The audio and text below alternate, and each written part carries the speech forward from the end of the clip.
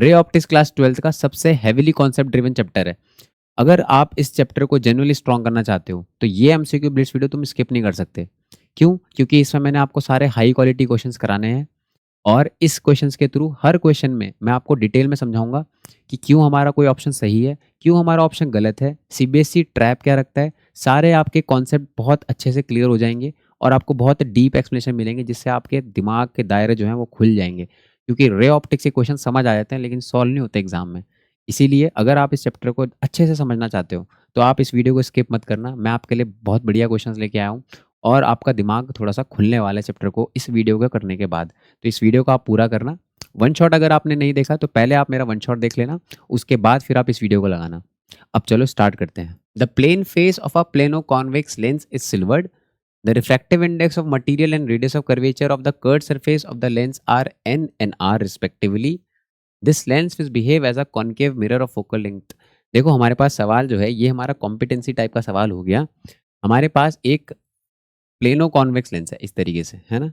ये हमारे पास plano convex lens है और इसका हमने ये साइड क्या कर दिया, सिल्वर्ड कर दिया ऐसे। ये सिल्वर्ड कर दिया।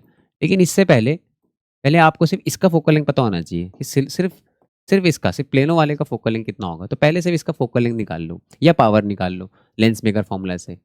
अगर आप पावर निकालोगे तो पावर का मतलब होता है 1/f, इसका मतलब होता है म्यू-1। म्यू दे रखा हमें n और ये होता है 1/r1 माइनस 1/r2 ऐसे। अब ये आपका R1 हो गया, लाइट इस तरीके से आएगी, और ये आपका R2 हो गया। अब प्लेन का R2 कितना होता है भाई, ये इनफाइनाइट होता है। प्लेन सरफेस का रेडियस ऑफ कर्वेचर कितना होता है, ये फोकल लेंथ कितनी होती है, इनफाइनाइट। तो ये वैल्यू तो जीरो हो गई। और R1 की जगह कितना दे रखा है मैं, R, तो ये इसका राइट की तरफ होगा, है ना, साइन कन्वेंशन प्लस के साथ आएगा। तो बस यहाँ पे जो वैल्यू आ जाएगी पावर की, जो इसका कर्ड सरफेस वाले का आएगा, कर्ड सरफेस वाले का, है ना, यानी कि जो इस प्लेनो कॉन्वेक्स का आएगा वो आएगा n-1/r। ये आ जाएगा इसका पावर n-1/r। या आप इसे 1 फोकल लेंथ भी बोल सकते हो, या आप ऐसा बोल सकते हो फोकल लेंथ कितनी आ जाएगी, r/n-1। लेकिन मैं पावर यूज करके बताना चाहता हूँ। अब उसके बाद हो क्या रहा है कि हमारे पास ऐसे था ये, और उसके बाद इसके उन्होंने में क्या कर दिया, इसको सिल्वर कर दिया ऐसे ऐसे। देखो हुआ क्या ना, अब जब भी लाइट आएगी ना यहाँ पे कुछ होगा। क्या होगा, जब भी लाइट यहाँ पे आएगी तो यहाँ से यहाँ जाएगी, फिर यहाँ से यहाँ जाएगी। तो जो आपकी टोटल पावर आएगी, टोटल पावर, वो क्या होगा, कर्ड सरफेस में 2 बार जा रही है। तो कर्ड सरफेस में ना, कर्ड सरफेस की जो पावर है वो 2 बार अप्लाई होगी। भैया आप जब आप एक लेंस के बगल में दूसरा लेंस रखते हो तो आप इक्विवेलेंट पावर कैसे निकालते हो, आप ऐड करते जाते हो ना। तो इसकी, और दोबारा आएगी लाइट यहाँ पे 2 बार। और दूसरा ये जो मिरर बना इसकी पावर, ये आपका जो मिरर बना इसकी पावर। लेकिन मिरर की जो पावर होती है, किसी भी प्लेन सरफेस की पावर कितनी होती है, या फोकल लेंथ इनफाइनाइट होती है, पावर कितनी होती है, 0 होती है। वो लाइट को बेंड नहीं करता, कन्वर्स नहीं करता, डाइवर्स नहीं करता। प्लेन सरफेस की कितनी होती है पावर, 0 होती है। तो हमारा जो टोटल पावर होगी वो डबल होनी चाहिए बस कर्व की। और कर्व हमारा कितना आ रहा था, ये आ रहा था हमारा n-1/r। तो हमारी जो टोटल पावर है या नेट पावर है, इक्विवेलेंट पावर है, वो हमारी आ रही है ट्वाइस ऑफ n-1/r।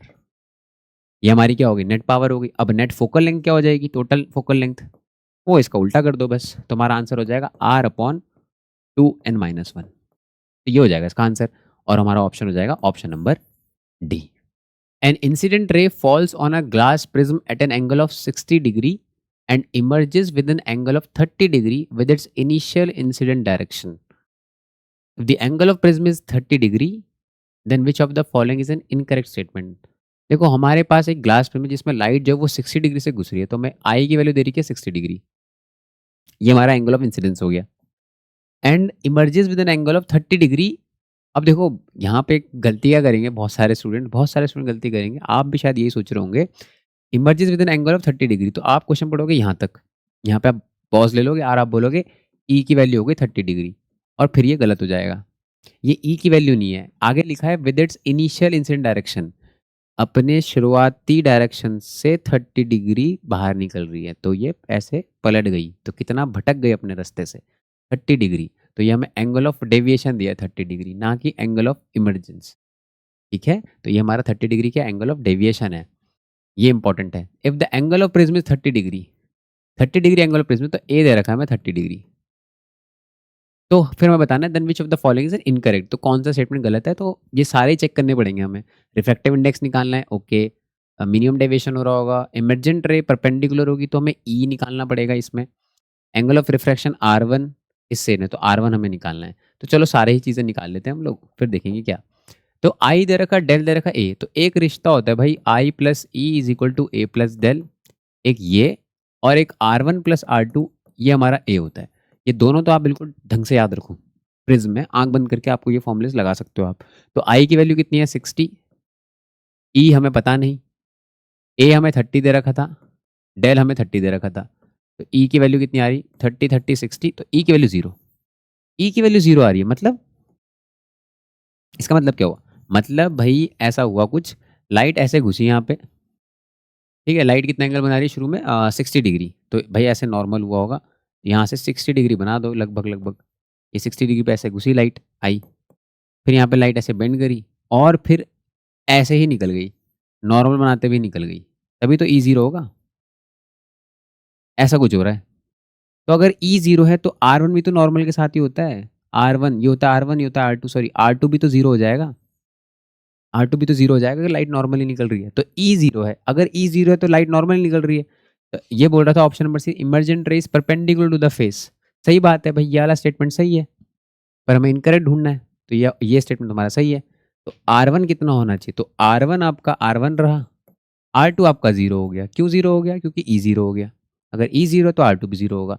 ये वैल्यू ए की कितनी है 30 डिग्री, तो क्या R1 की वैल्यू सेम आ रही है ए जैसी 30 डिग्री। तो देखो क्या है, angle of refraction R1 at the incident face is same as the angle of prism. तो ये बात भी सही है, ये बिल्कुल यही तो हमारा ए था, फेस के बराबर तो आ रहा, तो ये स्टेटमेंट भी सही है। और रिफ्रैक्टिव इंडेक्स तो भाई जाके इस फेस पे, अब R1 आपको पता चल गया कितना है, 30 डिग्री है, ये 30 डिग्री है, तो यहाँ पे लगा दो स्नेल्स लॉ। स्नेल्स लॉ कैसे लगाते हैं भाई, भाई यहाँ का म्यू और यहाँ का रिफ्रैक्टिव इंडेक्स, तो 1 × sin60, यहाँ का म्यू, यहाँ का एंगल इज इक्वल टू यहाँ का म्यू और यहाँ का एंगल कितना है 30 डिग्री, sin 30 डिग्री। और यहाँ सॉल्व करेंगे तो म्यू की वैल्यू √3 आ रही है, सीधे सीधे दिख रहा है। ये √3/2 होता है, ये 1/2 होता है, तो म्यू की वैल्यू √3। तो ये स्टेटमेंट भी सही है, ये वाला स्टेटमेंट भी सही है। लेकिन ये क्या बोल रहा था, R1 R2 बराबर है, वो पहले हम देख चुके हैं भाई, R2 0 आ रहा था, R1 30 आ रहा था। तो ये ऑप्शन गलत है, इसीलिए यही हमारा क्या हो जाएगा, आंसर हो जाएगा। For a glass prism, the angle of minimum deviation will be smallest for the light of red colour, blue colour, yellow colour, green colour. बोल रहा है किस कलर की लाइट के लिए जो एंगल ऑफ मिनिमम डेविएशन होगा ना, डेल एम, वो सबसे छोटा होगा। किसके लिए सबसे छोटा होगा, तो कौन, पहले आपको कॉन्सेप्ट बताता हूँ, कॉन्सेप्ट वाइज बताता हूँ, और फिर आपको फॉर्मूला वाइज बताता हूँ, दोनों तरीके से बता देता हूँ।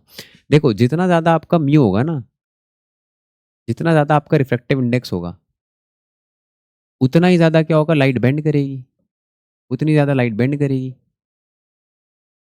और जितना ज़्यादा लाइट बेंड करेगी, जितना ज़्यादा बेंड करेगी उतना ज़्यादा डेविएशन होगा, उतना ज़्यादा क्या होगा, डेविएशन होगा। सिंपल, बिना किसी फॉर्मूले के आप लॉजिकली अगर सोचो तो जितना ज़्यादा रिफ्रैक्टिव इंडेक्स होगा। अब रिफ्रैक्टिव इंडेक्स इन्वर्सली प्रोपोर्शनल होता है लैम्डा के, कॉचीज रिलेशन होता है ना, क्योंकि भैया वेलोसिटी के इन्वर्सली होता है, और v is equal to f lambda होता है। वेलोसिटी और लैम्डा डायरेक्टली प्रोपोर्शनल होता है, फ्रीक्वेंसी तो सेम ही रहती है हर जगह, सो तो सोर्स पे डिपेंड करती है। तो जिसके लैम्डा सबसे ज़्यादा होगा उसका म्यू सबसे छोटा होगा। अब लैम्डा सबसे ज़्यादा किसका होता है, लैम्डा सबसे ज़्यादा रेड का होता है, ये मैक्सिमम होता है, तो इसका म्यू सबसे छोटा होगा। अगर इसका म्यू सबसे छोटा होगा तो ये बेंडिंग भी सबसे कम करेगा, ये बेंडिंग भी सबसे कम करेगा। अगर सबसे कम बेंड होगा तो इसमें डेविएशन भी कैसा होगा, डेविएशन भी सबसे कम होगा। इसलिए इसका आंसर क्या हो जाएगा, रेड कलर। नहीं सर, हमें तो फॉर्मूले से जानना है, तो फॉर्मूला भी होता है भाई, डेल इज इक्वल टू, आप सिंपल इस फॉर्मूले से सोच लो, इन प्रिज्म के लिए फॉर्मूला होता है ये, del is equal to mu minus into A. तो डेल अगर आपको छोटा चाहिए, अगर आपको डेल छोटा चाहिए तो आपको म्यू छोटा चाहिए, और अगर आपको म्यू छोटा चाहिए तो आपको लैम्डा बड़ा चाहिए। और लैम्डा बड़ा किसको होता है, रेड का होता है, तब भी इसका आंसर क्या हो जाएगा, रेड हो जाएगा।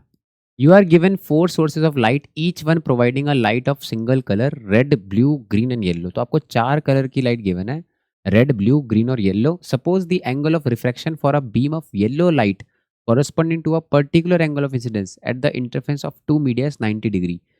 बोल रहा है भाई जो एंगल ऑफ रिफ्रैक्शन है, एंगल ऑफ रिफ्रैक्शन वो हमारा येलो वाली कलर के लिए, येलो लाइट के लिए 90 डिग्री है। अगर एंगल ऑफ रिफ्रैक्शन 90 डिग्री है तो फिर ये क्रिटिकल एंगल होगा ना, जो एंगल ऑफ इंसिडेंस होगा इसके लिए। चलो अभी समझाते हैं आपको। विच of the following statement is correct if the source of yellow light is replace with that of other lights without changing the angle of incidence. देखो भाई क्या है क्वेश्चन, क्वेश्चन में ये है कि आपके पास ना कोई तो एंगल है ऐसे, या आपने एंगल ऑफ इंसिडेंस आई ले रखा है, लेकिन इस समय आपने जो कलर यूज किया है वो येलो यूज किया है, येलो। और जो एंगल ऑफ रिफ्रैक्शन आया वो आपका 90 डिग्री आया। ये है आपका सवाल, अगर आपने येलो कलर यूज की। मैं ये कह रहा हूँ कि अगर येलो के लिए, अगर आपने येलो के लिए आपका एंगल ऑफ रिफ्रैक्शन 90 डिग्री आ रहा है, तो इस टाइम पे ये वाला जो पर्टिकुलर एंगल है, मान लो 30 डिग्री है, 30 डिग्री, तो 30 डिग्री इसका क्रिटिकल एंगल हो गया ना, ये इसका क्रिटिकल एंगल होगा जो भी एंगल इंसिडेंस होगा। अब बोल रहा नहीं नहीं, येलो की जगह में और कोई यूज़ करनी है, रेड यूज़ करनी है, ब्लू यूज़ करनी है, ग्रीन यूज़ करनी है, तो इनमें से कौन सी बातें सही होंगी। तो एक एक करके सारों को डिस्कस कर लेते हैं। ये कॉम्पिटेंसी टाइप का क्वेश्चन है, इसको डिस्कस कर लेते हैं अच्छे से। तो पहले कॉन्सेप्ट क्या है, देखो कॉन्सेप्ट ये है कि भाई हमारा जो म्यू है वो लैम्डा के इन्वर्सली होता है, वो लैम्डा के इन्वर्सली होता है। और लैम्डा हमारा रेड का ज़्यादा होता है ना, तो ये हमारा जो ऑर्डर होता है ना, ये ऐसे विब ग्योर, ये हमारा ऑर्डर है भाई, विब ग्योर। तो ऐसे हमारा लैम्डा बढ़ता जाता है, बढ़ता जाता है, रेड का सबसे ज़्यादा होता है। तो हमें कौन कौन से कलर दे रखे हैं, जो जो हमें दे रखे हैं मैं उनको रख लेता हूँ, बाकी मैं डिलीट कर देता हूँ। ठीक है, तो वॉयलेट हमें नहीं दे रखा है, हटा दो इसको। इंडिगो नहीं दे रखा है, तो हमारे पास सिर्फ ब्लू है, ग्रीन है, ऑरेंज बता देता हूँ मैं। तो ये 4 दे रखे हैं। अब क्योंकि लैम्डा, लैम्डा ऐसे, लैम्डा ऐसा है, लैम्डा इनका ज़्यादा होगा, तो म्यू किसका ज़्यादा होगा, म्यू सबसे ज़्यादा किसका होगा, वो ब्लू का ज़्यादा होगा। ब्लू को सबसे ज़्यादा म्यू फील होगा, फिर ग्रीन को, फिर येलो को, और फिर रेड को। और म्यू जो होता है ना, म्यू की जो वैल्यू होती है वो होती है 1/sin IC। क्रिटिकल एंगल कैसे, मतलब म्यू जिसका ज़्यादा होगा क्रिटिकल एंगल सबसे छोटा होगा, जिसका म्यू ज़्यादा होगा उसका क्रिटिकल एंगल छोटा होगा। तो म्यू ज़्यादा ब्लू का है, तो सबसे छोटा क्रिटिकल एंगल किसका होगा, ब्लू का। तो ब्लू का जो क्रिटिकल एंगल है, ब्लू का जो क्रिटिकल एंगल है वो सबसे छोटा होगा, उल्टा हो जाएगा इसका। फिर ग्रीन का होगा, फिर ग्रीन का होगा, फिर आपका येलो का होगा, और फिर आपका किसका होगा, रेड का होगा। मतलब सबसे, आपको बस ध्यान क्या रखनी है बात, आप ये बात ध्यान रखो, आप ये बात ध्यान रखो क्या, कि भाई म्यू सबसे ज़्यादा किसको फील होगा, सबसे ज़्यादा म्यू फील होता है ब्लू को, ये ये सबसे ज़्यादा फील होता है। और सबसे छोटा क्रिटिकल एंगल किसका होगा, सबसे छोटा, वो इसका होगा, है ना। तो बात नोट करने वाली ये है कि जितना म्यू ज़्यादा होगा, मतलब जिसका लैम्डा जितना छोटा होगा, जिसका लैम्डा छोटा होगा उसका म्यू ज़्यादा होगा, और जिसका लैम्डा सबसे छोटा होगा उसका क्रिटिकल एंगल भी सबसे छोटा होगा। ये आपको ध्यान रखना है, सिंपल। जिसका लैम्डा सबसे छोटा होगा, जिसका लैम्डा सबसे छोटा होगा उसका म्यू सबसे ज़्यादा होगा, और जिसका म्यू ज़्यादा होगा उसका क्रिटिकल एंगल छोटा होगा, जिसका लैम्डा छोटा होगा उसका क्रिटिकल एंगल छोटा होगा। तो इसीलिए इन चारों में जो ब्लू है ना, उसका क्रिटिकल एंगल सबसे छोटा होगा। अब बात कर लेते हैं इसकी। अब चलो एक एक करके रखते हैं, पहले चलो रेड कलर रख के देखते हैं ना, जो जो जिस ऑर्डर में उन्होंने बोला उसी पहले रेड कलर रख के देखते हैं। यहाँ पे रेड कलर, अगर आप रेड कलर रखोगे तो येलो के लिए ये एंगल जितना भी था, येलो के लिए जो एंगल ऑफ इंसिडेंस था ये क्रिटिकल एंगल था। रेड के लिए कितना होगा, तो येलो के लिए जो क्रिटिकल एंगल होगा, भाई रेड के लिए तो ज़्यादा होना चाहिए ना। अगर इसकी क्रिटिकल एंगल की वैल्यू 30 डिग्री है बाई चांस, तो इसके क्रिटिकल एंगल की तो बड़ी होगी ना, तो ये तो क्रिटिकल एंगल से छोटा होगा एंगल ऑफ इंसिडेंस इसके लिए। भाई रेड का जो क्रिटिकल एंगल होना चाहिए वो 30 से ज़्यादा होना चाहिए, पर अभी भी हम 30 डिग्री यूज़ कर रहे हैं। ये तो चलो मान लो फिक्स कर दो इस वैल्यू को, 30 डिग्री, 30 डिग्री है तो 30 डिग्री येलो पे तो ऐसा जाता है, क्या 30 डिग्री पे रेड भी ऐसे जाएगा, नहीं, उसको क्रिटिकल एंगल कैसा चाहिए, ज़्यादा चाहिए, बेंड कर जाएगी, रिफ्रैक्शन शो करेगी, बेंड करके बाहर निकल जाएगी, अवे चली जाएगी। तो रेड कलर के लिए क्या बोल रहा है ये, रेड बोल रहा है TIR करेगी नहीं, जब एंगल ऑफ इंसिडेंस बड़ा होगा क्रिटिकल एंगल से तब होगा ना, यहाँ तो एंगल छोटा पड़ रहा है। ये वाला ऑप्शन गलत हो गया। बी, बी में भी राइट कलर यूज़ किया है, तो ये वाला ऑप्शन क्या बोल रहा है, would bend towards normal while it gets reflected through the second medium. बोल रहा है जो रेड लाइट होगी वो नॉर्मल की तरफ बेंड कर जाएगी। अब लाइट कहाँ से कहाँ जा रही है भाई, लाइट कहाँ से कहाँ जा रही है, which of the following statement without changing the angle of incidence, the beam of red light would bend towards a normal, normal की तरफ बेंड कर जाएगी। नॉर्मल की तरफ बेंड क्यों करेगी भाई? डेंसर से रेयर जा रहे होंगे तभी तो TIR हो रहा होगा, नॉर्मल से अवे होनी चाहिए ना भाई। येलो लाइट ये क्यों कर रही है क्रिटिकल एंगल? ये डेंसर हुआ होगा, ये रेयरर होगा, तो नॉर्मल से अवे भागेगी ना, है ना? ये बोल रहा है towards the medium, towards the normal. Towards the normal कब होता है? जब रेयर से डेंसर जाती है, तो इसीलिए ऑप्शन गलत हो गया। इसलिए बड़े ध्यान से पढ़ना है आपको ऐसे क्वेश्चंस, बहुत ध्यान से। ठीक है, मैं भी देखो बहुत ध्यान से पढ़ रहा हूँ, पढ़ते पढ़ते आपको बता रहा हूँ, है ना? ऐसे C option, the beam of blue light would undergo TIR। बोल रहा है जो ब्लू लाइट होगी वो TIR करेगी। क्या ब्लू लाइट का जो क्रिटिकल एंगल है, क्या वो येलो वाले क्रिटिकल से छोटा है? हाँ बिल्कुल, मतलब अगर इसका एंगल 30 डिग्री है तो इसका 30 से छोटा एंगल है critical angle.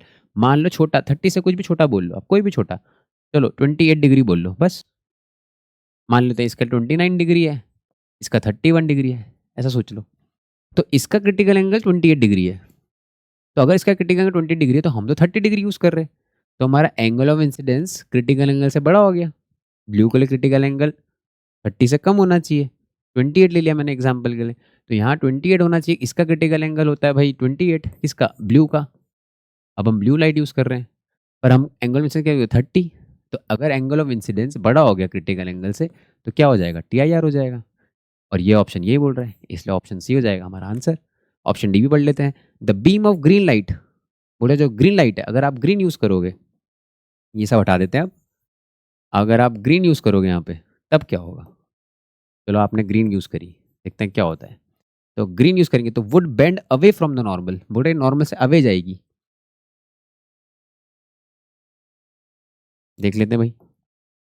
As it gets refracted through the second medium, बोले नॉर्मल से अवे जाएगी ग्रीन। तो आप यूज़ करो 30 डिग्री, इसके लिए जो है एंगल ऑफ क्रिटिकल एंगल क्या है? 29 डिग्री है, छोटा है। पर आप 30 डिग्री यूज़ करो तो ये भी तो TIR शो करेगी भाई, ग्रीन भी। भाई ग्रीन भी TIR शो करेगी, और आपकी कौन सी? ब्लू, ब्लू भी TIR शो करेगी। आपका एंगल अगर जितना, अगर आपका क्रिटिकल एंगल, आपका एंगल ऑफ इंसिडेंस अगर क्रिटिकल एंगल से बड़ा हो गया तो भाई येलो के लिए तो क्रिटिकल एंगल था 30 डिग्री, अब ये दोनों लाइट तो फिर TIR ही शो करेगी ना 100%। पर ये वाला ऑप्शन बोला नहीं, बेंड करेगी, इसलिए वाला ऑप्शन गलत हो गया।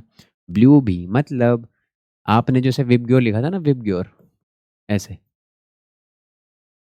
विबग्योर, तो येलो पे तो आपका है ना क्रिटिकल एंगल बन रहा था, क्रिटिकल एंगल। तो इससे पीछे जितनी भी लाइट होंगी, इनसे पीछे जितनी भी लाइट होंगी, इन सब के जो वेवलेंथ्स हैं, है ना, इन सब के वेवलेंथ छोटे हैं। अगर इन सब के वेवलेंथ छोटे हैं तो इनके क्रिटिकल एंगल भी क्या होंगे? छोटे होंगे। तो ये सारी की सारी, ये चारों के चारों TIR शो करेंगे, सिंपल। इतना सिंपल सा कॉन्सेप्ट है ना? तो मैंने आपको इतना बड़ा जो समझाया, अब इसका शॉर्ट में अगर मैं आपको पॉइंट बता दूं, पॉइंट अगर मैं शॉर्ट में आपको पॉइंट बता दूं, तो जिसका लैम्डा कम होगा उसका क्रिटिकल एंगल छोटा होगा। तो अगर येलो के लिए क्रिटिकल एंगल था, क्योंकि 90 डिग्री बन रहा था एंगल ऑफ रिफ्रैक्शन, है ना, येलो के लिए इतना था, तो बाकी जो इससे पीछे होंगी, जो पीछे होंगे वो सारे के सारे क्या शो करेंगे? TIR शो करेंगे। बस जो ऑप्शन फिर TIR बता रहा होगा उस हिसाब से आंसर हो जाएगा, और आप गलत आंसर को एलिमिनेट कर लोगे, तो इसलिए इसका आंसर हो जाएगा option number C. A ray of monochromatic light propagating in air is incident on the surface of water. तो हमारी जो एक मोनोक्रोमेटिक लाइट है वो एयर से पानी में जा रही है।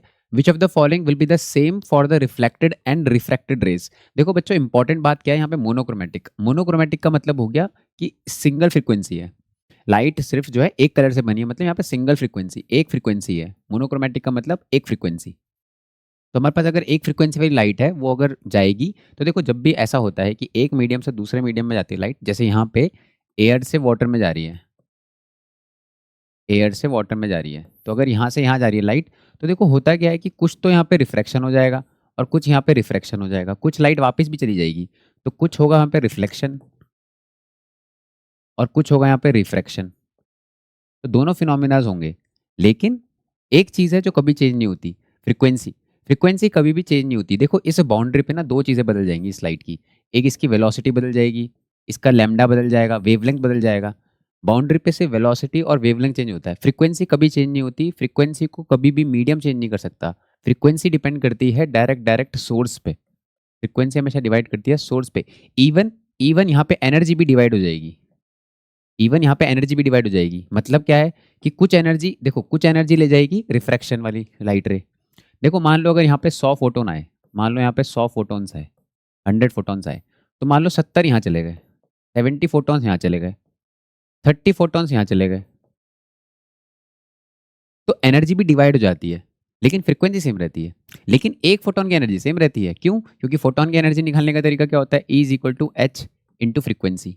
तो क्योंकि फ्रीक्वेंसी सेम है तो एनर्जी भी सेम रहेगी, मतलब एक फोटोन की एनर्जी सेम रहेगी, एक फोटोन की एनर्जी सेम रहेगी, एनर्जी जो है वो एक फोटोन की सेम रहेगी, लेकिन फोटॉन्स डिवाइड हो गए, इसलिए एनर्जी डिवाइड हो गई। तो हम लोग ऐसा बोलते हैं कि बाउंड्री पे आके मैं आपको पूरा कॉन्सेप्ट बता रहा हूँ कि कैसा होता है, तो आप ऐसे कोई भी क्वेश्चन सॉल्व कर सकते हो। फिर होता क्या है कि जब भी बाउंड्री पे आती है कोई भी लाइट, तो उसकी फ्रीक्वेंसी सेम रहती है।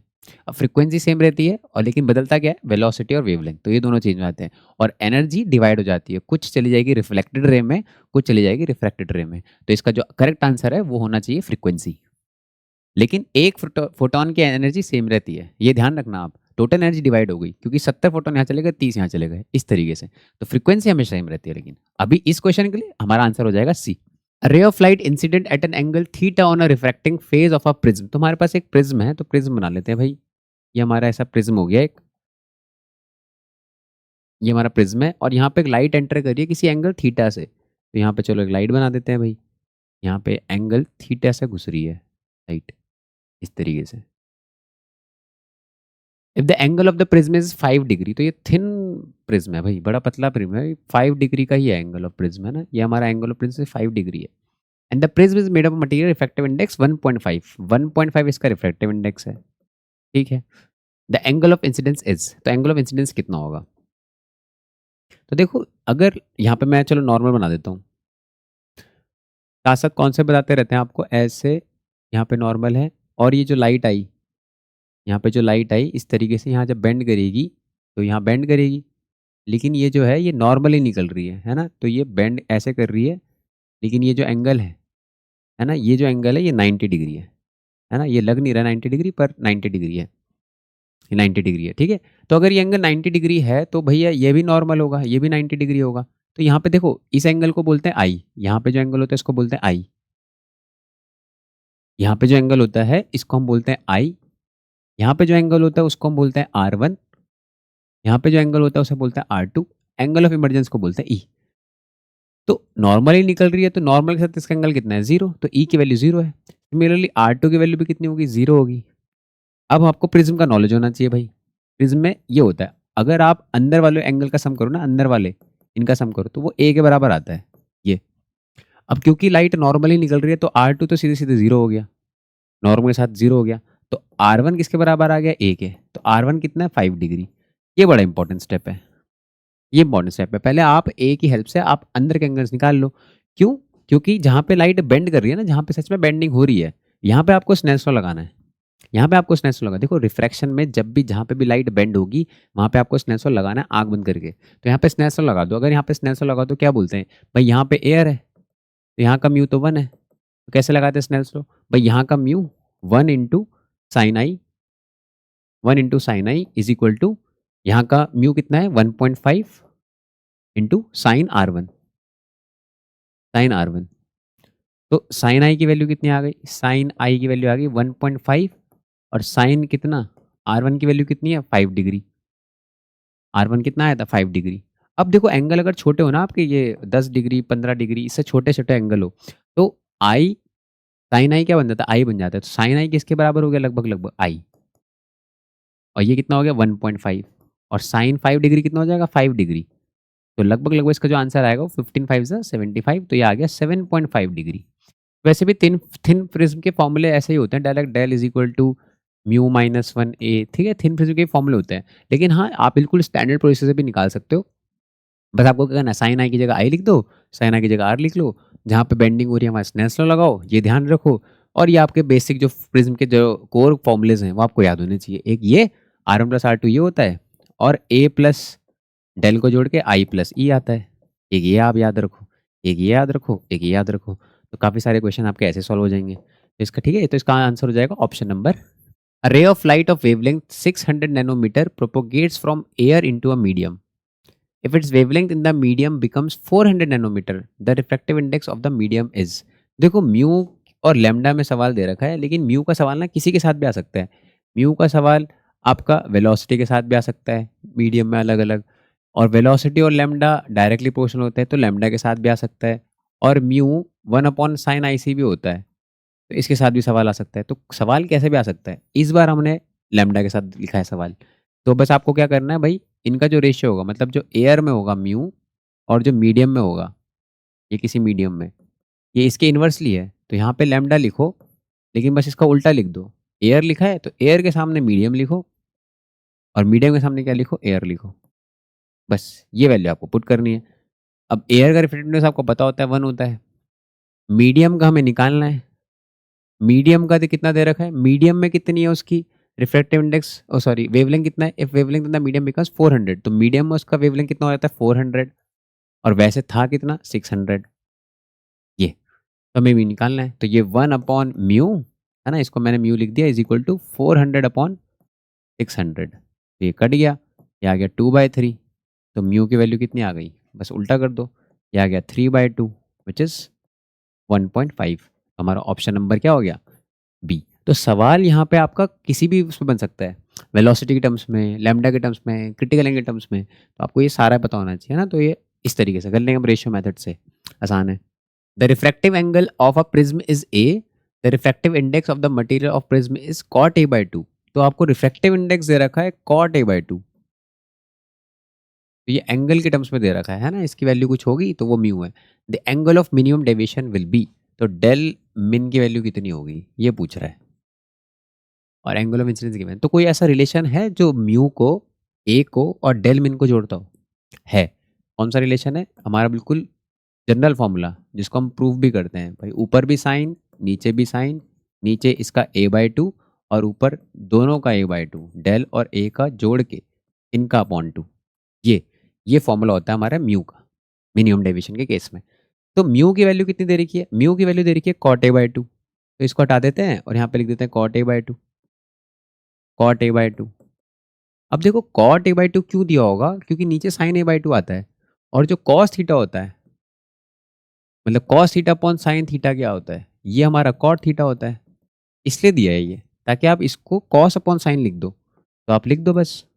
तो cot थीटा/2 की जगह क्या आ जाएगा, cos same angle upon sin और सेम एंगल, जो भी एंगल होता है एंगल सेम रहते हैं। तो ये इसकी जगह ये आ गया, is equal to sine of del m plus a/2 upon sine of a/2। ठीक है, देखो मैथ्स वाले बच्चों के लिए तो क्वेश्चन आसान है, लेकिन हमारे जो बायो वाले स्टूडेंट्स हैं ना, उनको ये थोड़ा सा अच्छा नहीं लगता है ना, लेकिन आसान है, क्योंकि सिर्फ कॉस कॉट थीटा को कॉस अपॉन साइन लिखा है, और ये कैंसिल आउट हो जाएगा। ठीक है, इतना डरने की जरूरत नहीं है, ये मैथ्स वाले बच्चे फालतू हीरो बनते हैं, हम भी सब कुछ कर सकते हैं, कोई दिक्कत वाली बात नहीं है। तो कॉस a/2 और साइन है ना, साइन, अब भाई अब साइन थीटा और कॉस थीटा बराबर हो रहे हैं, तो हम दोनों को अब इसको इग्नोर कैसे करें, हटाए कैसे, तो आप एसी में करते हो जैसे आप, है ना, आप एसी में आपने प्योर एल में अगर आपने किया होगा, तो कैसे करते हैं हम लोग इसको, कॉस को हम कैसे लिख सकते हैं, साइन 90 माइनस थीटा। भाई कॉस a/2 है तो मैं इसको साइन 90 माइनस a/2 नहीं लिख सकता ऐसे। अब इधर भी साइन में लिख दिया मैंने, आरएचएस में तो साइन था ही, डेल एम प्लस a/2। अब दोनों तरफ साइन है, तो ये एंगल्स भी फिर आपस में कैसे होंगे, बराबर होंगे, तो अब इनको बराबर कर दो। तो 90 माइनस a/2 ये बराबर होगा डेल m/2 और प्लस a/2, है ना। तो ये इधर चला जाएगा, ये इधर चला जाएगा, ये इधर चला जाएगा a/2, तो a/2 और a/2 मिलके कितना बन जाएगा, a बन जाएगा, है ना। या फिर इधर ले आओ इसको, हमें डेल एम निकालना है ना, तो इसको इधर ले आता है ना, तो ये इधर आ जाएगा, तो हो जाएगा, ये हो जाएगा 90 माइनस a/2 कितना हो जाएगा, a हो जाएगा।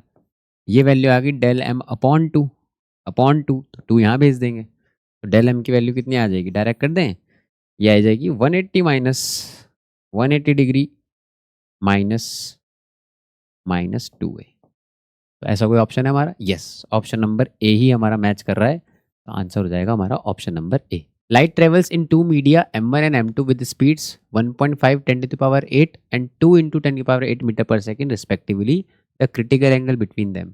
देखो पहले अगर आप ध्यान दो कि अगर ये डेंसर है ये रेयरर है, मान लो ये आपका एयर है, जब आपका एयर होता था तो एयर का रिफ्रैक्टिव इंडेक्स होता है 1, और यहाँ का हम लेते थे म्यू, तो आप यहाँ पे निकालते थे ऐसे क्रिटिकल एंगल, तो हम बोलते थे भाई डेंसर से रेयर जाएगी, और ये आपका अगर क्रिटिकल एंगल मर रहा होगा इस टाइम पे तो लाइट इस तरीके से चली जाएगी। तो यहाँ पे आप साइन आई सी की वैल्यू क्या बोलते थे, साइन आई सी ये होता था 1/μ। तो आप एक चीज़ ध्यान दो, यहाँ पे आप लिखते हो डेंसर मीडियम का और यहाँ आप लिखते हो रेयर मीडियम का, ये आप ध्यान दो। भाई साइन आई सी क्या होता है, अगर आपके दो अलग अलग मीडियम अगर एयर ना होता तो आप यहाँ पे लिखोगे रेयरर वाला और यहाँ पे क्या लिखोगे, डेंसर वाला। लेकिन जो म्यू होता है वो होता है हमारा C/V। तो म्यू वेलोसिटी के तो इन्वर्सली प्रोपोर्शनल होता है, यानी कि अगर आप म्यू वेलोसिटी के टर्म्स में लिखना चाहते हो तो वेलोसिटी यहाँ पे आएगा ऐसे, लेकिन रेयरर वाला नीचे चला जाएगा और डेंसर वाला ऊपर आ जाएगा। तो ये आज हमें वेलोसिटी दे रखी है तो हम वेलोसिटी वाला यूज़ कर लेंगे। तो साइन आई सी की वैल्यू क्या आएगी, साइन आई सी की वैल्यू आएगी भाई डेंसर वाले की स्पीड ऊपर आएगी और रेयर वाले की नीचे आएगी। अब रेयर वाला कौन सा होगा, डेंसर वाला कौन सा होगा, तो रेयर वो होगा जहाँ पे स्पीड ज़्यादा होगी। ठीक है, जहाँ पे स्पीड ज़्यादा है वो रेयर है। तो यहाँ पे आएगा 2 × 10⁸ यहाँ पे आएगा और 1.5 10⁸ यहाँ पे आएगा। तो ये वैल्यू अगर सॉल्व करेंगे हम तो ये वैल्यू आ रही है 3/4, है ना, ये 3/4 आ जाएगा। तो साइन आई सी 3/4 है। हमारा जो आंसर होना चाहिए वो होना चाहिए साइन इनवर्स 3/4, पर साइन इनवर्स 3/4 तो नहीं दिख रहा है। तो फिर कॉस भी निकाल लेते हैं, कॉस आई सी भी निकाल लेते हैं, और क्या दिख रहा है, टेन आई सी भी निकाल लेते हैं। कोई एक ऑप्शन तो मैच करेगा। तो भाई ये आपका परपेंडिकुलर है, ये आपका हाइपोटेनस है, तो इसमें तो 4 ही आता है नीचे हाइपोटेनस, और ऊपर आएगा बेस। बेस क्या बनेगा इसका, तो बेस निकाल लो इस हिसाब से। बेस आ जाएगा 4 का इसका 16, 16 माइनस 7, 16 माइनस 9 7, तो √7। तो कॉस के अंदर होना चाहिए √7, नहीं है। और टेन आई सी क्या होता है, ये होता है परपेंडिकुलर अपॉन बेस। परपेंडिकुलर कितना है 3 और बेस कितना है, बेस है हमारा √7 और 10 के अंदर है देखो 3/√7। तो इसका जो आंसर हो जाएगा वो हमारा हो जाएगा ऑप्शन नंबर ए, है ना। तो यहाँ से अगर आईसीएम लिखेंगे तो इस तरीके से देखो, हम एंगल को ना किसी भी ट्रिग्नोमेट्रिक फंक्शन के अंदर लिख सकते हैं, इनवर्स फंक्शन में ऐसे। तो हमारा आंसर हो जाएगा ये। तो ये मैच नहीं कर रहा था तो मैंने कॉस भी निकाल लिया, टेन भी निकाल लिया, तो ये मैच कर गया, इसलिए आंसर हो गया option number A. A ray of light passes from vacuum into a medium of refractive index mu. The angle of incidence is found to be twice the angle of refraction. बोल रहा है कि भाई light जो है वो vacuum से किसी मीडियम में जा रही है, वैक्यूम से किसी मीडियम में जा रही है, और जिस मीडियम में जा रही है उसका रिफ्रैक्टिव इंडेक्स म्यू है, और angle of incidence angle of refraction का डबल है, मतलब आई इज इक्वल टू 2r है, ये हमें गिवन है। और लाइट जा रही है वैक्यूम से, तो देखो हमारा ये वैक्यूम है भाई, तो लाइट वैक्यूम से किसी मीडियम में जा रही है ना, रिफ्रैक्टिव इंडेक्स म्यू है इसका। तो लाइट ऐसे जा रही है भाई, यहाँ से लाइट गई ऐसे, अब वैक्यूम से जा रही है ना। तो ये अगर नॉर्मल बनाऊंगा मैं इधर, तो लाइट किधर को बेंड करेगी, लाइट बेंड कर जाएगी डेंसर मीडियम की तरफ, है ना, नॉर्मल की तरफ बेंड कर जाएगी ऐसे ऐसे। तो एंगल ऑफ इंसिडेंस जो है ये हमारा एंगल ऑफ इंसिडेंस हो गया, ये हमारा एंगल ऑफ रिफ्रैक्शन हो गया। तो बोल रहा है आई जो है वो 2r के बराबर है। तो ये वैक्यूम है तो वैक्यूम का तो म्यू 1 होता है और इस मीडियम का म्यू है, तो स्नेल्स लॉ लगा देंगे बस। देखो जब भी रिफ्रैक्शन के सवाल आएंगे आपको आंख बंद करके बाउंड्री पर जाके स्नेल्स लॉ लगाना है। तो स्नेल्स लॉ लगाने का तरीका क्या है, तो यहाँ का म्यू ले लो, यहाँ का म्यू कितना है 1, 1 इंटू यहाँ का एंगल ले लो साइन आई, यहाँ का म्यू लिया वहीं का एंगल ले लो इज इक्वल टू यहाँ का म्यू कितना है म्यू, और यहाँ का एंगल कितना है साइन आर। तो ऐसे लगा दो बस।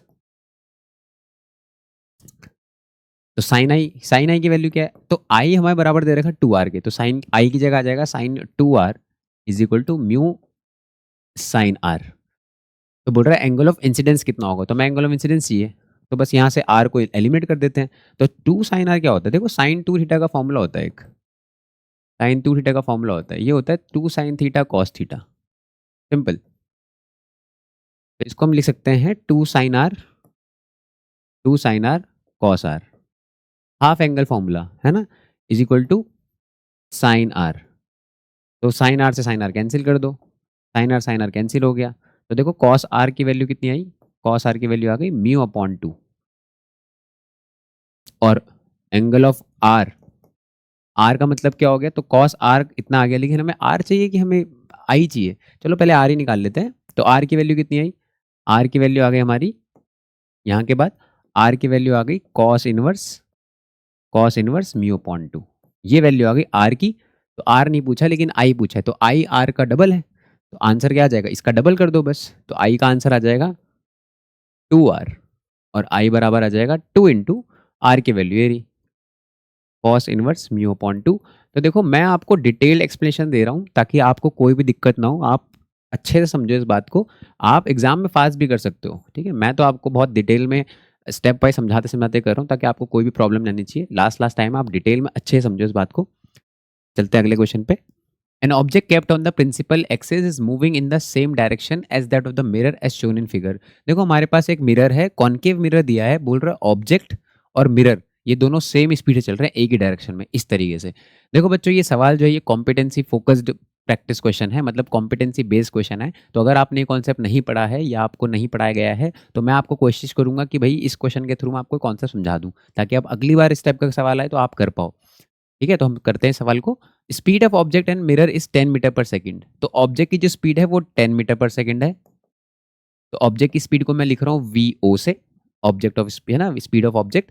और मिरर की जो स्पीड है वो 40/12 है, 40/12 को काट सकते हैं भाई हम, 4 10 जा 4 3 जा, तो मिरर की जो स्पीड है तो इसको मैं लिख रहा हूँ वी एम, इमेज की स्पीड को लिखेंगे हम वी आई, ये हमारे स्टैंडर्ड नोटेशन रहते हैं। मिरर की स्पीड होगी 10/3 मीटर पर सेकंड, ये हमें डेटा गिवन है। रेडियस ऑफ कर्वेचर भी गिवन है 20 सेंटीमीटर, लेकिन मिरर प्रॉब्लम्स में हमें फोकल लेंथ चाहिए होती है, तो रेडियस ऑफ कर्वेचर क्यों दिया होगा, ताकि आप फोकल लेंथ निकाल सको। तो फोकल लेंथ की वैल्यू होगी 20/2 मतलब 10 सेंटीमीटर, रेडियस ऑफ कर्वेचर का आधा कर दिया मैंने। What should be the distance of object, बोल रहा है डिस्टेंस ऑफ ऑब्जेक्ट कितना होना चाहिए, मतलब यू कितना होना चाहिए, यू है हमारा पॉइंट ऑफ इंटरेस्ट, यू की वैल्यू सोचनी है हमें। From the mirror at this instant so that the image is stationary, बोल रहा है यू कितना होना चाहिए ताकि इमेज स्टेशनरी लगे। अगर इमेज स्टेशनरी लगेगी तो इमेज की स्पीड कितनी होनी चाहिए, अगर कोई चीज़ स्टेशनरी तो उसकी स्पीड कितनी होगी, जीरो होगी, तो इमेज की स्पीड जीरो दे रखी है।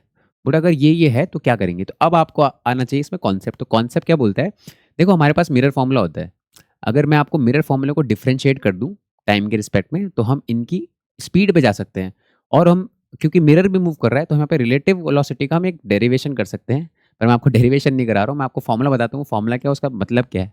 तो फॉर्मूला जो हमारा निकल के आता है वो आता है कि इमेज की कितनी स्पीड है विद रिस्पेक्ट टू मिरर, इसको हम बोलते हैं relative velocity of image with respect to mirror is equal to, यहाँ पे आता है minus time m square. M मतलब होता है मैग्निफिकेशन, एम मतलब क्या होता है मैग्निफिकेशन ऑफ द मिरर, और यहाँ पे आता है फिर ऑब्जेक्ट की speed with respect to mirror. अब देखो मैं इसका मतलब बताता हूँ, आपको अगर आपको रिलेटिव वेलोसिटी नहीं पढ़ा है तो इमेज की speed with respect to mirror का मतलब होता है कि इमेज की स्पीड में से आप मिरर की स्पीड को माइनस कर दो।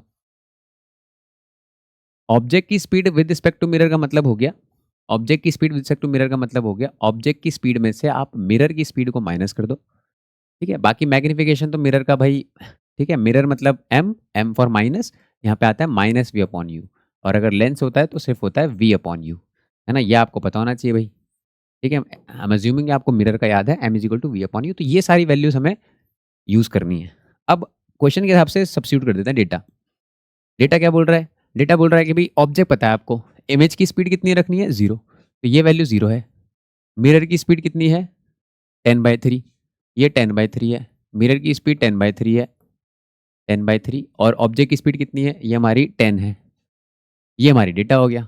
तो रख देते हैं इसको, तो इसका मतलब ये है, तो यहाँ पे आ जाएगा -10/3, मैं कलर चेंज कर लेता हूँ भाई, यहाँ पे आ जाएगा -10/3, यहाँ पे आ जाएगा -10/3 is equal to -m square, और इसकी जगह आ जाएगा वी ओ बाय एम की जगह आ जाएगा 10 - 10/3, यहाँ पे आ जाएगा 10 - 10/3। तो ये मैंने वैल्यूज सब्स्टिट्यूट कर दी, तो ये हमारा सॉल्व हो जाएगा, तो हमारा m आ जाएगा यहाँ से, है ना, m आ जाएगा। तो यहाँ से क्या आ रहा है भाई, -10/3 is equal to -m square into, और 10 - 10/3 इज 20/3, ये वैल्यू सब ट्रैक आप कर लोगे, और अगर ये यहाँ से कट जाएगा तो m स्क्वायर के साथ बच रहा है 10 2 जा 3 से 3 कैंसिल हो गया, तो 2m स्क्वायर की वैल्यू आ रही है 1, मतलब m स्क्वायर की वैल्यू आ रही है 1/2, और m की वैल्यू आ रही है +/(1/√2)। तो मैग्निफिकेशन इतना आया, अगर यहाँ तक हमें समझ आ गया तो फिर हमारा सवाल अब इजी हो गया है। सवाल इतना है सिर्फ अब कि मैग्निफिकेशन की वैल्यू इतनी है, ठीक है, फोकल लेंथ इतनी है, बताओ यू कितना होगा, ये हो गया सवाल। तो कॉम्पिटेंसी तो यहाँ तक हो गया, ये हो गया सवाल सॉल्व। अब बस मैग्निफिकेशन के हिसाब से करना है, तो मैग्निफिकेशन की दो वैल्यू है, और फोकल लेंथ हमारा 10 है। और मिरर कौन सा है? ये कॉनकेव मिरर है। मिरर कौन सा है? कॉनकेव मिरर है। Concave mirror focal length minus के साथ यूज़ करेंगे, है ना? क्योंकि इसकी फोकल लेंथ लेफ्ट की तरफ होती है। फोकल लेंथ कितनी यूज़ करेंगे मिरर फॉर्मूला में? -10 के साथ। तो हम आगे चल लेते हैं भाई। तो हमारे पास m की 2 वैल्यू हैं। एक हमारी m की वैल्यू 1/√2 है ना? चलो एक -1/√2 है, एक हमारी +1/√2 है। ठीक है? तो एक-एक करके दोनों यूज़ कर लेंगे, फिर हमारा देखेंगे कौन सा ऑप्शन मैच कर रहा है। इस हिसाब से निकाल लेंगे। तो हमारा फोकल लेंथ कितना है? फोकल लेंथ हमारा -10 है, इधर भी और इधर भी। मैं आपको कंप्लीट बता रहा हूँ डिटेल में, ठीक है? तो एमसीक्यू के ऊपर, मैं आपको बिल्कुल सब्जेक्टिव की तरह बता रहा हूँ इसको डिटेल में। और यहाँ पे मिरर फॉर्मूला यूज़ कर लो। भाई मिरर फॉर्मूला बोलता है 1/v plus 1/u। Focal length की वैल्यू हो गई -10 इज इक्वल टू 1/v। अब मिरर फॉर्मूला मैग्नीफिकेशन फॉर्मूला होता है -v/u। और ये वैल्यू आप यूज़ करो -1/√2 -v/u। तो माइनस से माइनस कट गया, v की वैल्यू कितनी आ गई? ये आ गई u/√2। तो v/√2 यहाँ पे यूज़ कर लो। तो v की जगह आ जाएगा u/√2 प्लस 1/u। यहाँ से हम सॉल्व कर लेंगे। तो ये आ रहा है -1/10 is equal to √2 plus 1/u। तो u की वैल्यू देखो आ रही है, ये इधर जाएगा, ये इधर जाएगा, 10 इंटू √2 प्लस 1 और माइनस का। तो u की वैल्यू जो आ रही है वो आ रही है -10 और √2 की वैल्यू होती है 1.414 प्लस 1। तो ये वैल्यू आ रही है -10 इंटू, है ना, 2.414, मतलब लगभग लगभग ये वैल्यू आ रही है 24.14 centimeter, which is approximately equal to 25 centimeter. और अगर आप यहाँ पे आप कंटिन्यू करोगे सेम प्रोसीजर, तो यहाँ पे आपका आंसर जो आएगा वो +5 के आसपास आने लग जाएगा। जब आप इसे सॉल्व करोगे +5 के आसपास आएगा। लेकिन जो आपका ऑप्शन है, ऐसा कोई ऑप्शन आपको दिखेगा नहीं। और एक और बात, यू की वैल्यू माइनस में आनी चाहिए, और एक ही ऑप्शन में यू की वैल्यू माइनस में आएगी, इधर नहीं आएगी। तो ये वाला आंसर हम रिजेक्ट कर देंगे, और इसीलिए हम आंसर कौन सा ले लेंगे? ये वाला आंसर ले लेंगे। और हमारा एक ऑप्शन इसमें मैच करेगा, वो जाएगा 25। तो ऐसा सवाल आएगा कॉम्पिटेंसी बेस्ड क्वेश्चन में। लेकिन इतना डरने की जरूरत नहीं है। देखो, शुरुआत में सोचना होता है हमें। ये प्रोसीजर में सोच लिया, इसके बाद ऐसे क्वेश्चन तो हमने किए हैं कि मैग्निफिकेशन 3 टाइम्स होना चाहिए भाई, है ना? आपका फोकल लेंथ कितना है, तो बताओ ऑब्जेक्ट डिस्टेंस कितना होना चाहिए। तो उसके बाद तो बेसिक, तो कुछ कुछ मसाला ऐड कर देते हैं शुरू में, कुछ मसाला। बाकी तो आपका फंडामेंटल कॉन्सेप्ट ही है। इसके बाद तो मैंने सिर्फ कैलकुलेशन की है। तो ये बड़ा आसान है लेकिन यहाँ पे सोचने वाली बात है। ये मैंने आपको कॉन्सेप्ट बता दिया। आप इस बात का, भाई इस बात का आप नोट कर सकते हो। अगर आपने नहीं पढ़ा है तो मैंने आपको बता दिया है, इस बात का आप नोट रखना। जिस तरीके से मैंने यह वैल्यू सब्स्टिट्यूट की है, इसी तरीके से अगर आप करोगे तो आपका आ जाएगा फिर आंसर। हम चलते हैं नेक्स्ट क्वेश्चन पे। A biconvex lens of glass having refractive index 1.47 is immersed in a liquid। तो हमारे पास एक बाइकॉन्वेक्स लेंस है, हमने उसे किसी लिक्विड में डुबा दिया, है ना? लेंस का हमारा रिफ्रैक्टिव इंडेक्स गिवन है 1.47। बोला इट बिकम्स इनविजिबल, गायब हो गया, and behaves as a plane glass plate, और प्लेन ग्लास की तरह बिहेव करे, तो रिफ्रैक्टिव इंडेक्स कितना होगा? तो अगर आपको याद हो, हमने ये सब पढ़ा है लेंस मेकर फॉर्मूला के टाइम पे, कि अगर आप सेम रिफ्रैक्टिव इंडेक्स लिख दो, अगर रिफ्रैक्टिव इंडेक्स का डिफरेंस ही नहीं है, तो लाइट बेंड ही क्यों करेगी? तो इस केस में रिफ्रैक्टिव इंडेक्स कितना आ जाना चाहिए? जितना आपका लेंस का है उसी मीडियम में आपने रखा होगा, तभी तो रिफ्रैक्टिव इंडेक्स कोई डिफरेंस ही नहीं होगा, तो लाइट बेंड ही क्यों करेगी? इसलिए वो बिहेव करता है as a plane sheet of glass. ऐसा मैंने कहा था वन शॉट में। अगर आपने नहीं देखा है वन शॉट, तो आप वन शॉट जरूर देख लेना। तो तभी प्लेन ग्लास ही बनता है, जब जितना आपका लेंस का है उतना ही आपने कहाँ रखा हो, उसी मीडियम में आपने रख दिया हो। तो इसलिए इसका आंसर भी क्या होना चाहिए? सेम। इसी मीडियम का भी रिफ्रैक्टिव इंडेक्स कितना होगा? उतना ही रहा होगा। ये हो जाएगा इसका answer. A plano convex lens of focal length 16 centimetre is to be made of glass of refractive index 1.5। तो म्यू हमारा ग्लास का होना चाहिए 1.5, फोकल लेंथ हमें 16 चाहिए, और हमें क्या बनाना है? एक प्लेनो कॉन्वेक्स लेंस बनाना है। हमें लेंस बनाना है ना, तो लेंस मेकर फॉर्मूला यूज करेंगे। और रेडियस ऑफ कर्वेचर कितना होना चाहिए? तो लेंस मेकर फॉर्मूला में सब चीज़ आती है। तो लेंस मेकर फॉर्मूला क्या बोलता है? 1/f is equal to mu minus 1 1/r1 minus 1/r2। ये हमारा जनरल फॉर्मूला है। लेकिन हमें कैसा लेंस बनाना है? प्लेनो कॉन्वेक्स, मतलब प्लेन होना चाहिए ऐसा। मतलब ये आपका R1 हो गया और ये आपका R2 हो गया, और प्लेन सर्फेस का कर्वेचर कितना लेते हैं? इनफाइनाइट। तो इसीलिए ये हमारा फैक्टर खत्म हो जाएगा। तो बस R निकालना है। तो फोकल लेंथ कितनी चाहिए हमें इस लेंस की? ये हमें पता है 16 चाहिए, तो ये हमें 16 चाहिए। तो ये प्लस में यूज़ कर लिया मैंने, कॉन्वेक्स है। और म्यू माइनस 1, म्यू कितना है? 1.5। तो 1.5 में से 1 चला गया, और यहाँ पे आ जाएगा 1/r। तो इसको सॉल्व कर लेंगे। तो 1.5 में से 1 गया तो ये आ गया 0.5, ये वैल्यू आ गई 0.5, तो आर इधर चला गया, 16 इधर चला गया, 16 इंटू 0.5, 16 का आधा कितना हो गया 8, तो हमारा आंसर आ जाएगा 8 सेंटीमीटर। ये हो जाएगा इसका answer. An object is move towards a concave mirror at a constant speed from infinity to its focus. तो देखो हमारे पास एक कॉन्केव मिरर है और कॉन्केव मिरर पे ये हमारा फोकस हो गया, हमारा सेंटर ऑफ कर्वेचर हो गया, और एक हमारा ऑब्जेक्ट है जो बहुत दूर से इन्फिनिटी से कांस्टेंट स्पीड से इधर की तरफ आ रहा है। Which of the following statements correctly describe the corresponding motion in the image found by the concave mirror. बोल रहा है जो इमेज का मोशन होगा, जो इमेज बनाएगा इस ऑब्जेक्ट की, जो इमेज बनाएगा ये कॉन्केव मिरर, उसका मोशन कैसा होगा ये हमें बताना है। तो पहला ऑप्शन बोल रहा था image move slower initially and faster later on away from the mirror. बोल पहले इमेज जो है वो स्लो स्लो चलेगी, बाद में तेज हो जाएगी अवे फ्रॉम द मिरर। बाद में सेकंड ऑप्शन है द इमेज मूव फास्टर, पहले वो तेज चलेगी फिर हल्की हो जाएगी। तो देखो पहले मैं आपको कॉन्सेप्ट बता देता हूँ, उसके बाद हम ऑप्शंस रीड करेंगे तो फिर ज़्यादा समझ आएगा।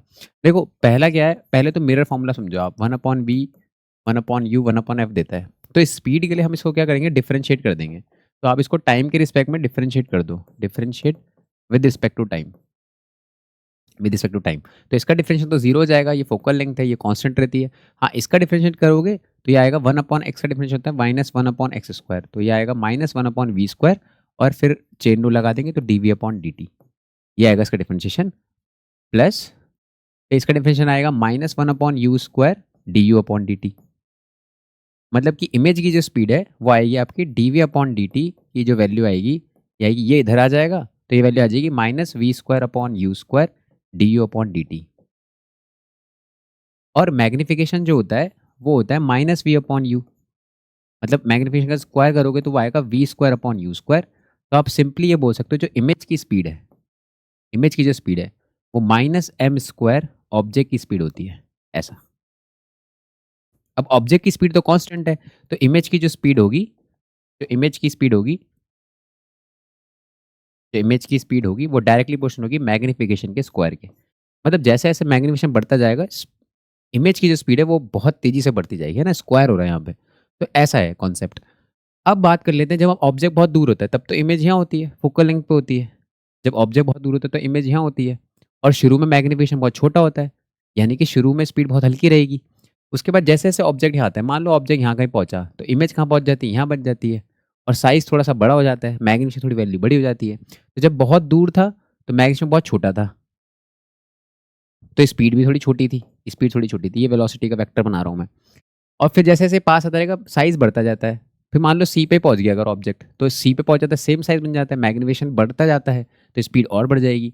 तो जैसे जैसे ही ऑब्जेक्ट पास आता जाएगा मैग्नीफिकेशन की वैल्यू, जब ये ऑब्जेक्ट फोकस पे पहुँच जाएगा तो मैग्नीफिकेशन बहुत बड़ा हो जाता है, हाईली मैग्नीफाइड बन जाती है इमेज, तो वेलोसिटी बहुत बढ़ जाएगी और इमेज दूर जाती रहेगी। तो इसीलिए जो इमेज की स्पीड होगी वो शुरू में क्या है, हल्के-हल्के बढ़ेगी, क्योंकि शुरू में मैग्नीफिकेशन बहुत छोटा होता है भाई, फोकस पे ही बनता है, ऑलमोस्ट मैग्नीफिकेशन खत्म ही होता है, ज़ीरो ही होता है। तो शुरू में स्पीड बहुत कम रहेगी, जैसे-जैसे ऑब्जेक्ट पास आता रहेगा मैग्नीफिकेशन बढ़ता जाएगा, तो स्पीड तेज़ होती जाएगी इमेज की, तो इमेज तेज़ी से दूर जाएगी, इमेज की जो स्पीड होगी वो तेज़ी से दूर जाएगी और दूर होती जाएगी, मतलब स्पीड बढ़ती जाएगी और दूर होता जाएगा। तो ऐसा कौन-सा ऑप्शन है जो ऐसा बोल रहा है?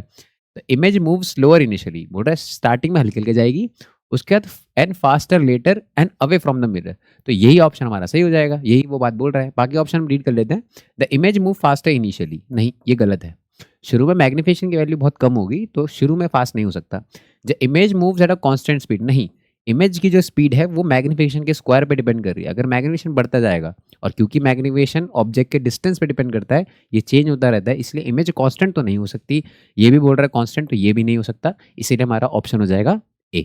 The focal length of the objective of a telescope is 60 centimetre. तो जो हमारा ऑब्जेक्टिव लेंस है उसकी जो हमें फोकल लेंथ दे रखी है वो दे रखी है 60 सेंटीमीटर।